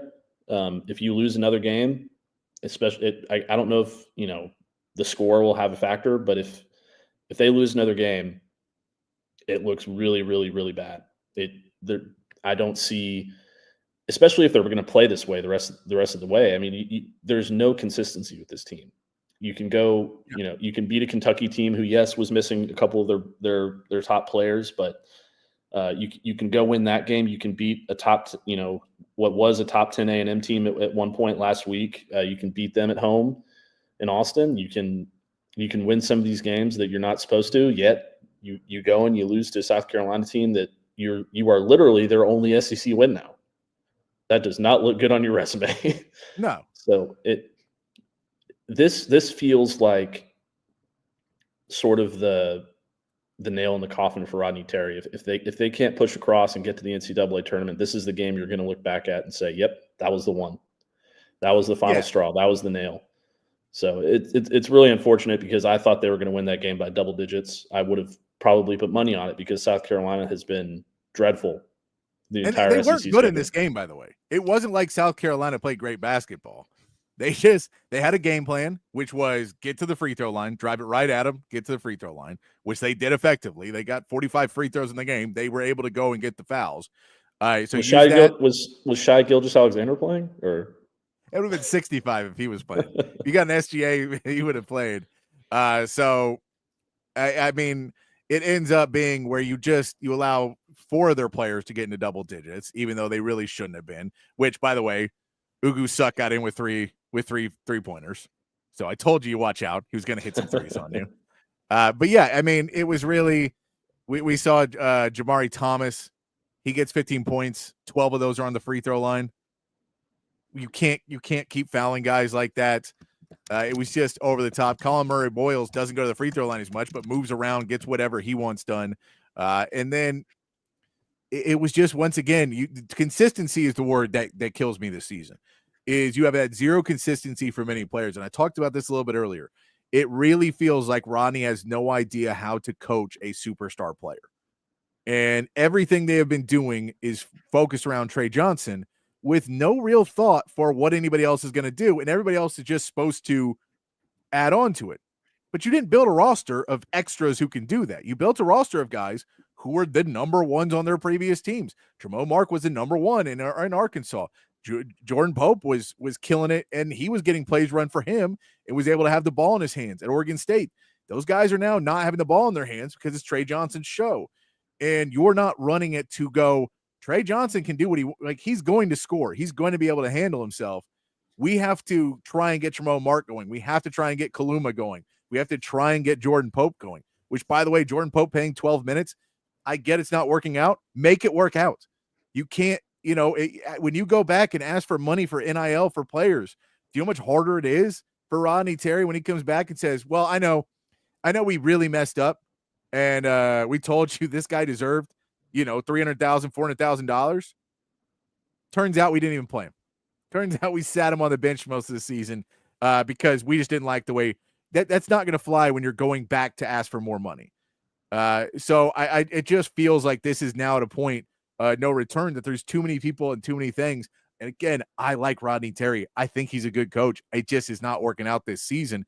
And maybe if he had another year, he could turn it back around. They could construct a roster that's a little bit better. But I don't think he's going to have that time to do it. They're going to say, it's funny because if you talk to people who hate Rodney Terry, this is his first season as a head coach because the other two were Chris Beard's teams. And Chris Beard gets all the credit for their success. So he only gets 1 year to try it out. We got to fire him. But if you talk to people, if they want to fire him, they'll say, well, this is third season. So he's had a chance to figure it out. It's a weird semantics. I hate the fact that it's ending like this, but it feels like it's time to go. And now it falls into the question, where do you go if you're Texas? Because we talked about North Carolina could very easily have a job opening. There aren't the list of coaches who want to go out and are moving around. That list gets smaller and smaller of experienced, really known commodity coaches. So where can you go out and find somebody? Or is everybody going to be okay? I saw somebody come out and say he's dragging the program down. And like, that's not really a case in 1 year, but with a top recruit who's going to be drafted, he didn't drag the program down, but he's not lifting it to where it needs to be. And with baseball doing well, with women's basketball number one in the nation, with football doing well again, this is kind of the sour note right now in Texas sports, and it feels like it's sticking out like a sore thumb. And so they want to fix it. Will they give it time to grow though? If they go another direction, or are you just going to try and, I don't know who the splash hire is though. That's kind of the problem you see with Rodney Terry. I just don't know who it feels like you're going to be watching the tournament and trying to look at what coaches are doing well and pick one out of that and hope it works at Texas. So here's my thing. If I'm CDC, I am very, very tempted to just let this ride for another year because I can't think of an up-and-coming coach right now who, let's say North Carolina comes open like we've talked about. I can't think of an up-and-coming coach who will be a home run with recruits, home run with, getting players to the NBA, all those different things, all the boxes that you have to get checked off, who's going to pick Texas over North Carolina. If there's not a smart guy who's a basketball coach who, if he got offered both jobs, would pick Texas over North Carolina. That's not a knock against. Keep in mind, the money's the same. North Carolina has money for basketball. They don't have money for football the same way, but they got money for basketball. Yeah, exactly. So I think that, you have to kind of sit here and look at it and say, okay, what is best for our program in the long term? And look, maybe they can go out and they can make a splash hire. Maybe they'll do something that we haven't seen them do before, like go steal Bill Self away from Kansas or something crazy that we're not really considering seriously. But in the event that that doesn't happen, you almost kind of have to wait for another year and see, who else is next. Grant McCasland over Rodney Terry, as Jeff Custer just said, would be interesting, but I don't know that kind of feels like the same level of thing to me. That, what has he done that can prove to you that he can come from where he is now to take Texas to the next level? I don't see it. Yeah. No. Maybe it's there. I don't know much about Grant McCasland, but if you're Texas and you're in the position that you're in now and you're going to make a change, it has to be a big splash. It can't be a guy who we think could be pretty good in a couple of years if we give him the right opportunities and we do everything roster construction wise, perfectly, because they also haven't shown that they can do that either.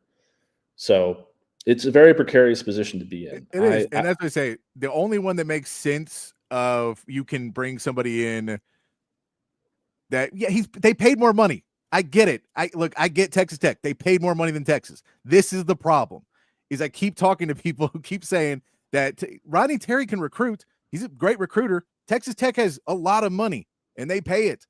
They got a ton of money, and they pay it in basketball. We don't pay as much in basketball as they do. That's why their football team sucks. They pay much in basketball. It's frustrating. I get they get players. Every player that we were in for them with them, they outbid us because we were Texas. And the easiest phone call to make, Nick Cody's going to Texas or not Nick Cody. What's his name? Toppin. Toppin's going to Texas if we don't pay him. I'll throw another $1 million. I don't care. He's not going to Texas. It's an easy phone call to make at Texas Tech. That's not as easy to make at Texas because there's not the same rivalry. So I get it. Look, I don't think he's a terrible coach. I just also think he's going to be another coach that does okay at Texas. I just don't see him as some great, I don't think he doesn't necessarily fit into the program the way I just don't see it as him being this great hire. He could be there. He could be a good coach, but I think he's a good coach. That's crazy. I know you don't like RT, but that's a crazy statement. RT took us further in the tournament than a lot of other coaches have. RT arguably is a better coach than Shaka Smart was just recently, just arguably. Yeah. And that's another good example too. Shaka Smart is another good example of a guy who, he was great at Marquette. He got players at Marquette. He built a program at Marquette that was something that was NCAA tournament, worthy and made noise. And then he comes to a place like Texas where things are different. It's a different recruiting ground. It's a different, they have a different way of doing things, and it's not successful because he didn't approach things the right way. I don't know that the school approached things the right way, and the NIL, all that stuff was not as much of a factor back then as is now either. But listen, there's a handful of guys that they could probably bring in right now that could save the program immediately and turn it into something elite next season or the year after. They have to, a lot of influx of transfers, a lot of NIL stuff, a lot of things have to happen your way. So you either have to ride with Rodney Terry for one more year and find the right guy after that, or you have to go out and make a big time splash hire. And I just don't see them spending the money to make a big time splash. No, and I'll say the Royale Ivy one is going to be interesting if he wants this job, which I you hear conflicting things. I think the Royale Ivy one's the most interesting name to me, because unless there's another name that comes available, unless all of a sudden Kansas has been fed up because Bill Self had one bad season, which I don't see happening. But I mean, they're bad. They're not. This is probably the worst season Bill Self has had in a long time, which should tell you something. Bill Self's not a bad coach, and they're better than Texas is. But they're having, for what they are and how much money they've spent, they should be a much better team they are this year. But if you look at this, I think the Royale Ivy one is an intriguing name that's going to keep coming up. Now, it is an issue that it's going to probably take some time to get used to everything that comes into being a head coach at a college level for a first-time head coach at a pro level for a full season. I know he was a head coach in the Olympics there, so that's an interest. I get that he has some experience in it, which helps. But that's a name that I think you get Texas fans on board to wait a couple seasons if it built the right way and you won some games. But it's just really tough in the SEC to build that up. Jeff Guster says, RT has a serious talent evaluation problem. If you can't admit that, you have blinders on. Okay. I'm going to ask you this, Jeff Custer, and I'll ask anybody else this. Or Chris Ogden's fired too then, right? He's the general manager of this team. He is involved in all roster construction. I like Chris Ogden as well. But let's put it on. This is not a one person. I get he takes the blame, but I just want to throw out Chris Ogden also did an awful job this season because the roster is not constructed. Just say the general manager has to get fired too, right? If you throw that in there, just throwing it out, or otherwise you just don't like our team. But I get this season they didn't build right. I agree with that. Okay, I've got it. Yeah, we got to clean a lot of house. I don't think that there was. I think it's not even necessarily talent evaluation. I wouldn't go that far. I think that they just built a roster not the way that should have been built to what they did with Trey Johnson. I don't think they understood how to coach with a big player. There's a great interview with Rick Barnes on Dan Le Batard, and there's a clip that's going around. My man Joe Cook shared it. You can go find him. I think CB shared it as well. If you follow CB, always a great follow on Twitter or X or whatever it's called. But there's a great interview. Asked him about what do you do? Who is a better player, Durant or TJ Ford that you coached? And he goes through the story of how TJ Ford helped him become a better coach because of coaching superstars. He had to learn, and then when Kevin Durant came in, he got it better. I don't think Rodney Terry knows what he's doing with Trey Johnson, and because of that, the domino effect is everything else has gone haywire. So I think that it's unfortunate that it's turned out this way. I don't think it's necessarily overall as catastrophic as it's being made out to be, but it's enough that you're not going to be able to keep your job at Texas. And that's kind of where you're at, is if you were already on thin ice, you're having to move off. I don't think it's as catastrophic as people are making it out to be, but that game was bad. Well, yeah, I mean, if you just look at the variance in the box score in the game, it's kind of a microcosm of what's wrong with this basketball team. Like, you have 8 players that play the game. Trey Johnson's the only one that scores in double digits. You have Julian Larry shooting 1 shot in 28 minutes. He has 5 assists, but he scores 3 points. Yeah. That's a player that, I'm not trying to knock Julian Larry, but that is not the kind of player that you can have in your starting lineup like they started him against South Carolina and expect to make noise in the SEC. Yeah, and played Jordan Pope 12 minutes. Played Jordan Pope 12 minutes, and he's arguably your second best offensive player on the perimeter. He has 2 points in 12 minutes. Arthur Kaluma had 9 off the bench, so that's not terrible, but he was 1 of 5. 6 of his 9 points came from the free throw line. Devin Pryor goes scoreless in 11 minutes. Let's see. Tremont Mark is only 2 of 9, so he took another step back after he had a solid comeback the game before. So, I mean, it's just the inconsistencies are just across the board. If it doesn't matter how good Trey Johnson is at this point, because if you don't have complementary pieces around him, then he's not LeBron James on the Cavaliers, when he carried them to the finals. He's a young guy, and he can score 29 points, but he can only do so much. If you don't construct a roster around your basketball team that is not just talented, but complementary to your centerpiece, then it all goes out the window. Yeah, I mean, they basically constructed this roster the way they constructed every other roster, which works, which is you have a lot of pieces that work together. The problem becomes when you then say, none of you are getting any plays run for you except for Trey Johnson. So none of you are in our offensive game plan except for Trey. And you guys got to find your own shots and take your own shot. But this is Trey's team. That's where the problem starts to come in, because you're just not building a team. You're building a player. And it just feels like it was too much. It's a learning experience, but I don't know if you can wait another year because of that. It's going to be interesting as the season folds up, which coaches are looking at, where they're going. By the way, if you want to watch North Carolina plays at 6:00, watch North Carolina. They won their last 3.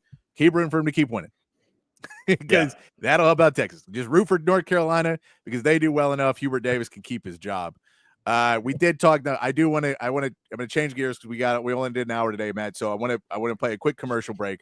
Talk a couple words from our sponsors. We'll come back, get into some other stories from around sports, but we do have a $50 Cabo Bob's gift card to give away on the Coda text line. The number is 512-222-9328. 512-222-9328. And I'll just say, if you just text in, this is all I'm going to ask you to type in. It's the name of the show, Open Gym. Just text in Open Gym to the text line, and we will pick a winner out of who texts in during this word from our sponsors. 512-222-9328. Text in the words Open Gym to 512-222-9328 for your chance to win a $50 Cabo Bob's gift card. When we come back, we'll talk about the combine. Shedeur Sanders will not be part of the combine. He will not be doing drills, at least. There's a couple other stories. CDC in the spring game. We'll get into what we would like to see at that as well. I'd love to hear what you guys think about that as well. And we'll try and be a little bit more positive than the negativity of Rodney Terry. I'm sure it'll pick back up tomorrow. But we'll try and be a little bit more positive to wrap up this show on a Monday afternoon here on Open Gym on Texas Sports Unfiltered. Hi, I'm Hayden Covert. Welcome to Covert Buick GMC of Bee Cave, your home in the Hill Country for new and pre-owned Buick and GMC vehicles. With beautiful inventory arriving daily, including the GMC Yukon, Sierra 1500, and Buick Enclave, you'll be certain to find the perfect vehicle at an incredible deal. Our service department is also open for all your vehicle maintenance needs. Visit us today for a test drive. Covert, born and raised in Austin. We are professional grade.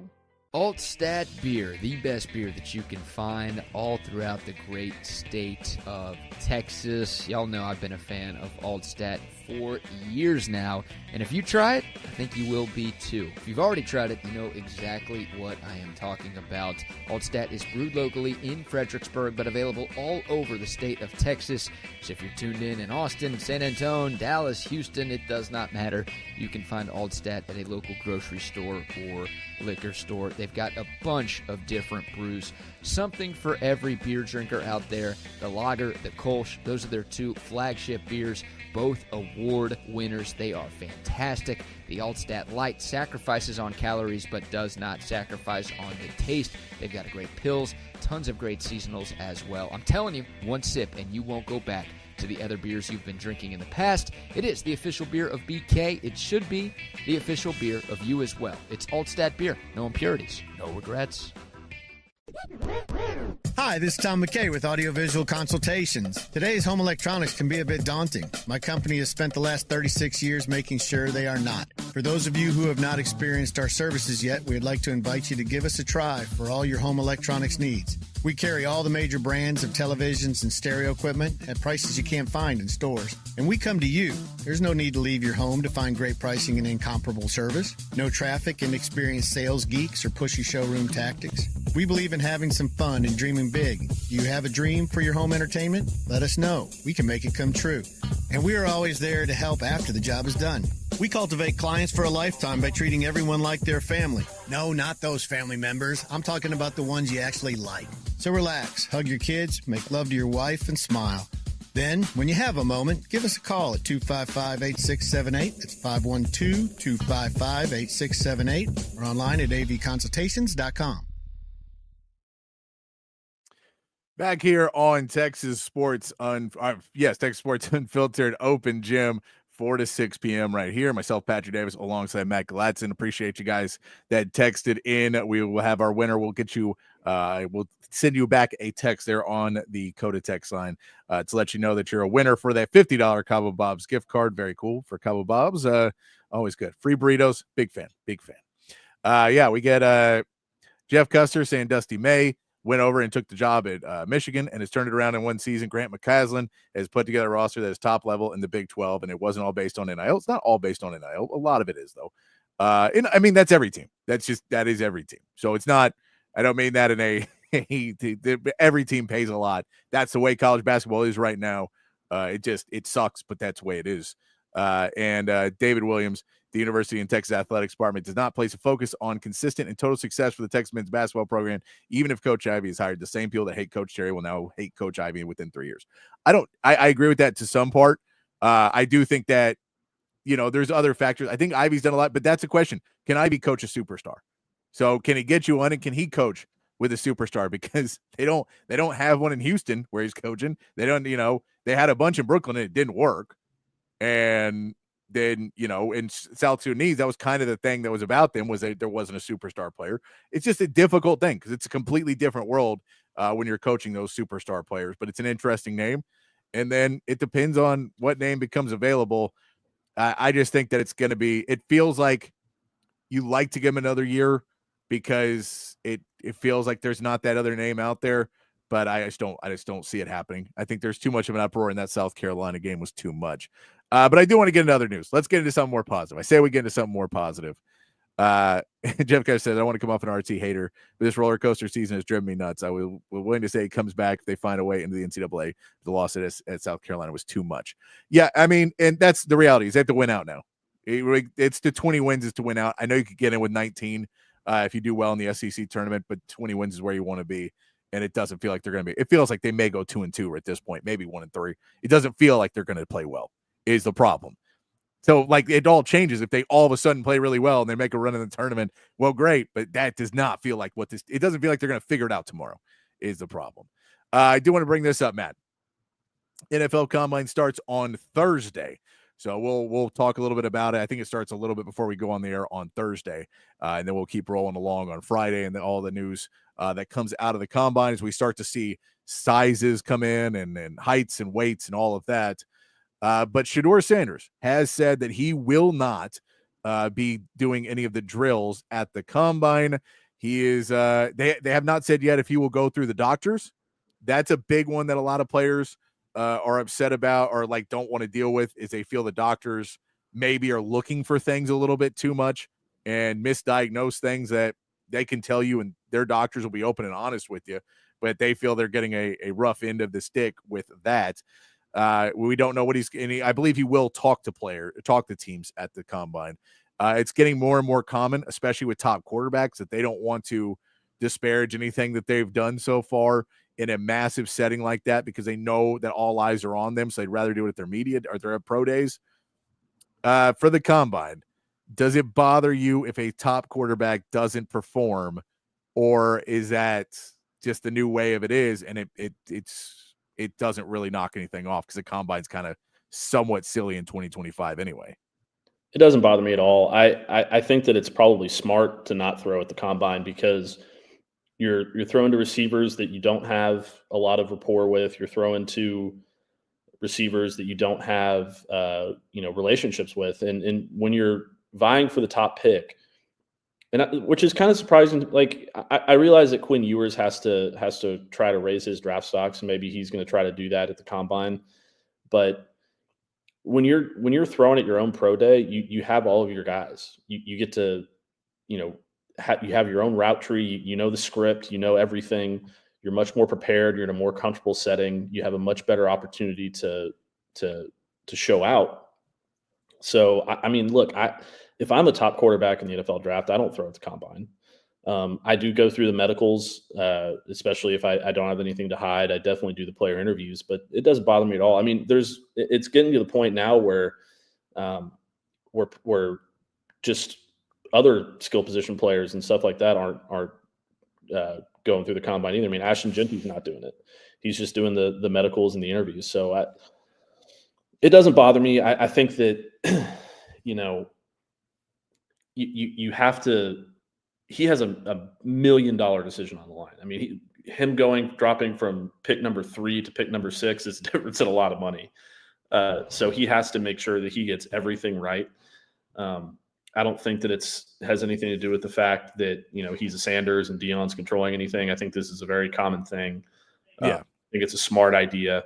And I think that he will do much better at the Colorado Pro Day, and he'll probably help his draft stock once he has Travis Hunter out there. I mean, he'll have that guy at the Combine, but he's not going to have to worry about throwing to anybody else. He's throwing to his guys.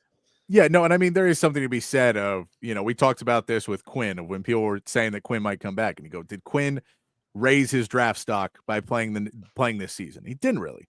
It's the same quarterback that we saw a year ago. He would have gone about the same time in the draft. For Shedeur, it doesn't feel like anything he could do at the Combine would raise his draft stock, but it could lower it. Mm-hmm. And for guys like that, I understand there's no positive for me doing the drills where I'm one of a number, where if I come out and, you call my number and I don't hear you right, and so I'm a little frazzled when I walk up and I miss my first throw, all of a sudden I can't play right. I can get those. I get that it's difficult because you're trying to, hydrate right and make sure you're doing every piece right. And as your pro day, it's a little bit more managed. I get all the factors why. It's the issue is that, the combine is they're trying to grow the combine, and you're going to see as more and more players, I think, are going to start stepping away from it. But for a guy like Quinn Ewers, the combine is important because the combine can help his draft stock. So there are guys that are still going to be really important. When you start to go through the list of who got the invite to the combine, if we go through, if I can find it, I had it open. I don't know if I still have it open anymore. But there was while you're combine. looking for that, sorry, but while you're looking for that, I have a list of quarterbacks who have skipped the combine, and it's a very prominent list. I mean, last year, Caleb Williams, Jaden Daniels, Drake May all skipped. Joe Burrow, Andrew Luck, Matthew Stafford, Sam Darnold, Kyler Murray, Bryce Young, all of those guys did not throw at the combine. So this is something that's very common. Yeah, and exactly. it's a good decision. No, and so the name of list of quarterbacks who are there, we haven't heard from Cam Ward if he's going to participate or not. I could very easily see him backing out of it as well, because again, not really anything to gain. Because the only thing he's competing with, it's him and Shedeur are competing for that number one spot, or the number one quarterback taken. But they're not competing with anybody else. So if Shedeur is not there, Cam Ward has no one else he's competing with. He can only look worse than other quarterbacks that are, at round 2 grade. Also, Jackson Dart's there, Quinn Ewers, Dylan Gabriel, Jalen Milroe, Kyle McCord. You start to go down, Will Howard, Tyler Schuff, Louisville. You start to go down a little bit more after that point. But, for Jackson Dart, for Quinn Ewers, Jackson Dart, who is a borderline first-round pick, for Quinn Ewers, who is, we really don't know, because that was like the Spencer Rattler one in the last draft. Got me of how the distance between the last quarterback taken in the first round and the next quarterback taken was so large, and probably more than it's ever been, because everyone just went, if we feel like he has got a shot, we're taking him in the first round. So we don't know if Jackson Dart and Quinn Ewers creep up a lot more because teams are willing to risk everything for a quarterback, or if they drop because either you have a first round grade or you have a day 3 grade. There is no day 2 quarterbacks. And that'll be interesting to see for guys like Dart and Ewers. I think Milroe is going to be a little bit ahead of Gabriel on this ranking. They have Milroe. I think Gabriel's a better quarterback. Milroe just is the size and talent. So his pro day, showing what he can do in a 40-yard dash and those things will probably be pretty big for him, because I think people want to see the measurables. There still is that thought. Josh Allen wins MVP. There's always going to be the thought of, give me a more raw quarterback that has all the physical abilities and I can turn them into something. And so I think that is what you'll see out of him. But yeah, it's not a huge deal that Shedeur Sanders is not going to be there. Lots of other quarterbacks have done it. I think you'll see more names coming out that will not be part of it, which is sad. Abdul Carter today said he's cleared, but he will not be not be performing at the combine because of it. So the combine is turning into a second round and kind of more a late first round, second round type of show. I'll still have it on. I'll still be rooting, especially because there's 14 Longhorns that are going to be there. I haven't heard any of them say they're not going to be doing anything yet. I think Quinn, if things had gone better this season, wouldn't have either. I think they would have loved to have him at his pro day. The Texas Pro Day will be really, really good this year as well. I know there was a ton of scouts at the Texas Pro Day last year. I wouldn't expect there to be pretty much any less this year because Quinn's coming out. And then everybody also wants to see if Arch Manning shows up. And that's, they can have him. Like last year, they had Quinn Ewers throwing to the receivers at the Pro Day to get Quinn a little shine before. And so there was a lot of scouts out for that. So it'll be interesting to see. I'm excited to see the combine still. Is there anything you really look at the combine, or is it now more just silly because it's 2025 and we don't – the 40-yard dash, it's fun, but we have real-time speeds, game speeds. So it seems much sillier than what it used to be. In terms of the on-the-field stuff, I don't really look at too much. To me, it's more about the watching for the interesting interviews. There's going to be a guy that slips up and says something stupid, or there's going to be a guy who kind of blows you away and raises his draft stock a little bit because he blew guys away in the interview room. Obviously, I'll be watching Jackson Dart very closely because I'm an Ole Miss guy, so I'm pulling for him, even though he frustrated the hell out of me this year.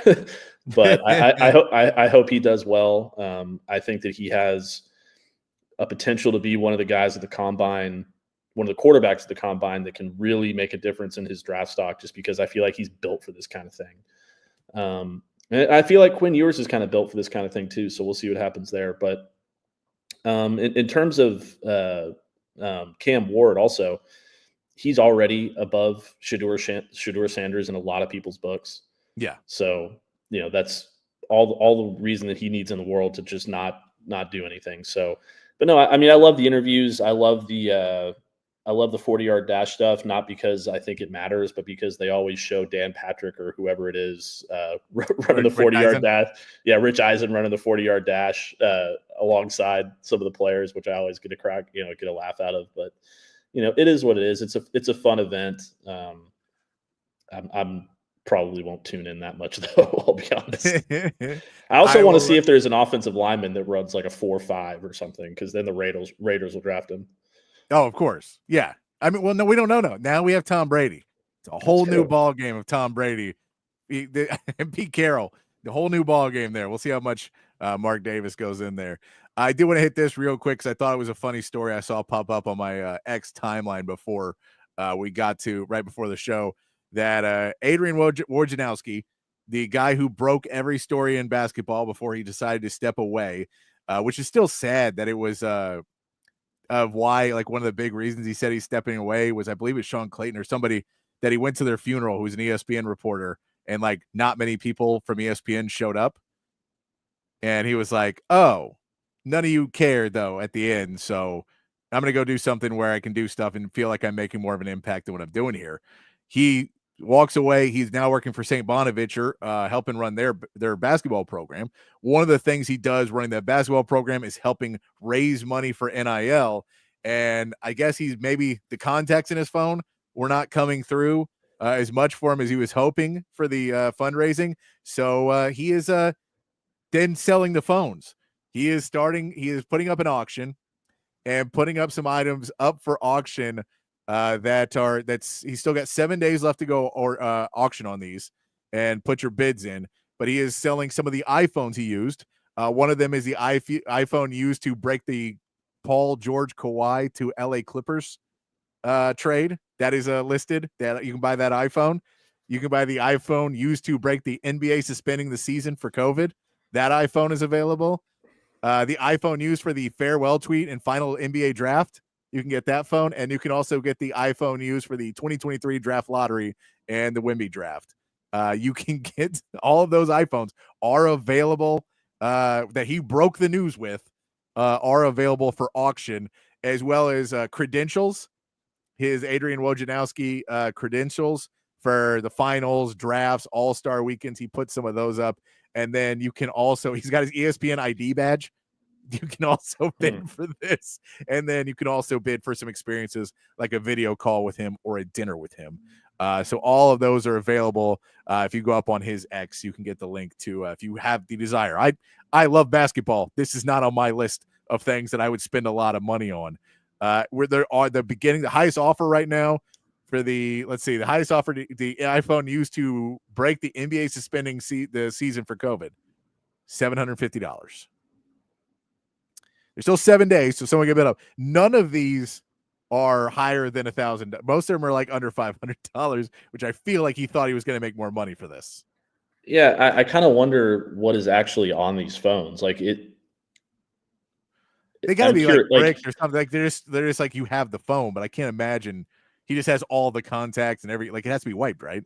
I would hope so. Otherwise, it's like, if I'm like, Adam Silver or like an owner or a GM across the league, I'm calling him like, what the hell are you doing? Like this has my personal information on it. You can't do that. And the other thing too, with the credentials and the ESPN ID badge, like I with the credentials, they change every year. I've got a drawer full of them over there from all the different events. They're always different and that kind of thing. But with the ESPN ID badge, it's like, how much has that changed? Like, can't somebody just buy that and kind of Photoshop it around and do something and then get into the ESPN building? I don't know. Hopefully that's different. Hopefully that's different. But yeah, that ID badge is right now, the high offer is $350. Yeah, I don't think this is going the way he expected it to. It doesn't feel like it is, because this is a Like, it's a lot of stuff that it's weird because I don't know what collection you would put this in. It's just an iPhone. Yeah. Like, I don't know how, and even at the badge, you're like, hey, it's an NBA reporter's badge. I've worked in media. I love media, and I follow the NBA and covered the NBA. I don't see any, even if it was like $10, I'd be like, I don't know what I'd do with it. Yeah, I don't know, man. It's kind of strange. I don't know if $350 is going to have a big impact on, getting an NIL deal for a guard out of Philadelphia or something like that. I don't know, but that is an interesting thing. If you want to bid on that, you can go get that there. You know what? We ran out of time. We'll come back tomorrow. We'll talk about the spring game a little bit more and what maybe it'll be announced by then what they're going to do. But we'll get into that. Probably talk some more Texas basketball, Texas football. Hopefully there'll be some more news or some names that start to come out about the Terry Joseph opening that is now available. We'll get into all of that and more when we come back on Open Gym tomorrow. For more sports talk here on Texas Sports Unfiltered. So for myself, Patrick Davis, and Matt Galatzan, thank you again for another great show. And Greg Swindell coming on the show, the legendary lifetime Longhorn. Always great to have him to talk Texas baseball. We're going to wrap it up today and remind you to be kind, be safe, keep your underwear clean, and we'll see you right back here tomorrow, 4 to 6 p.m. for more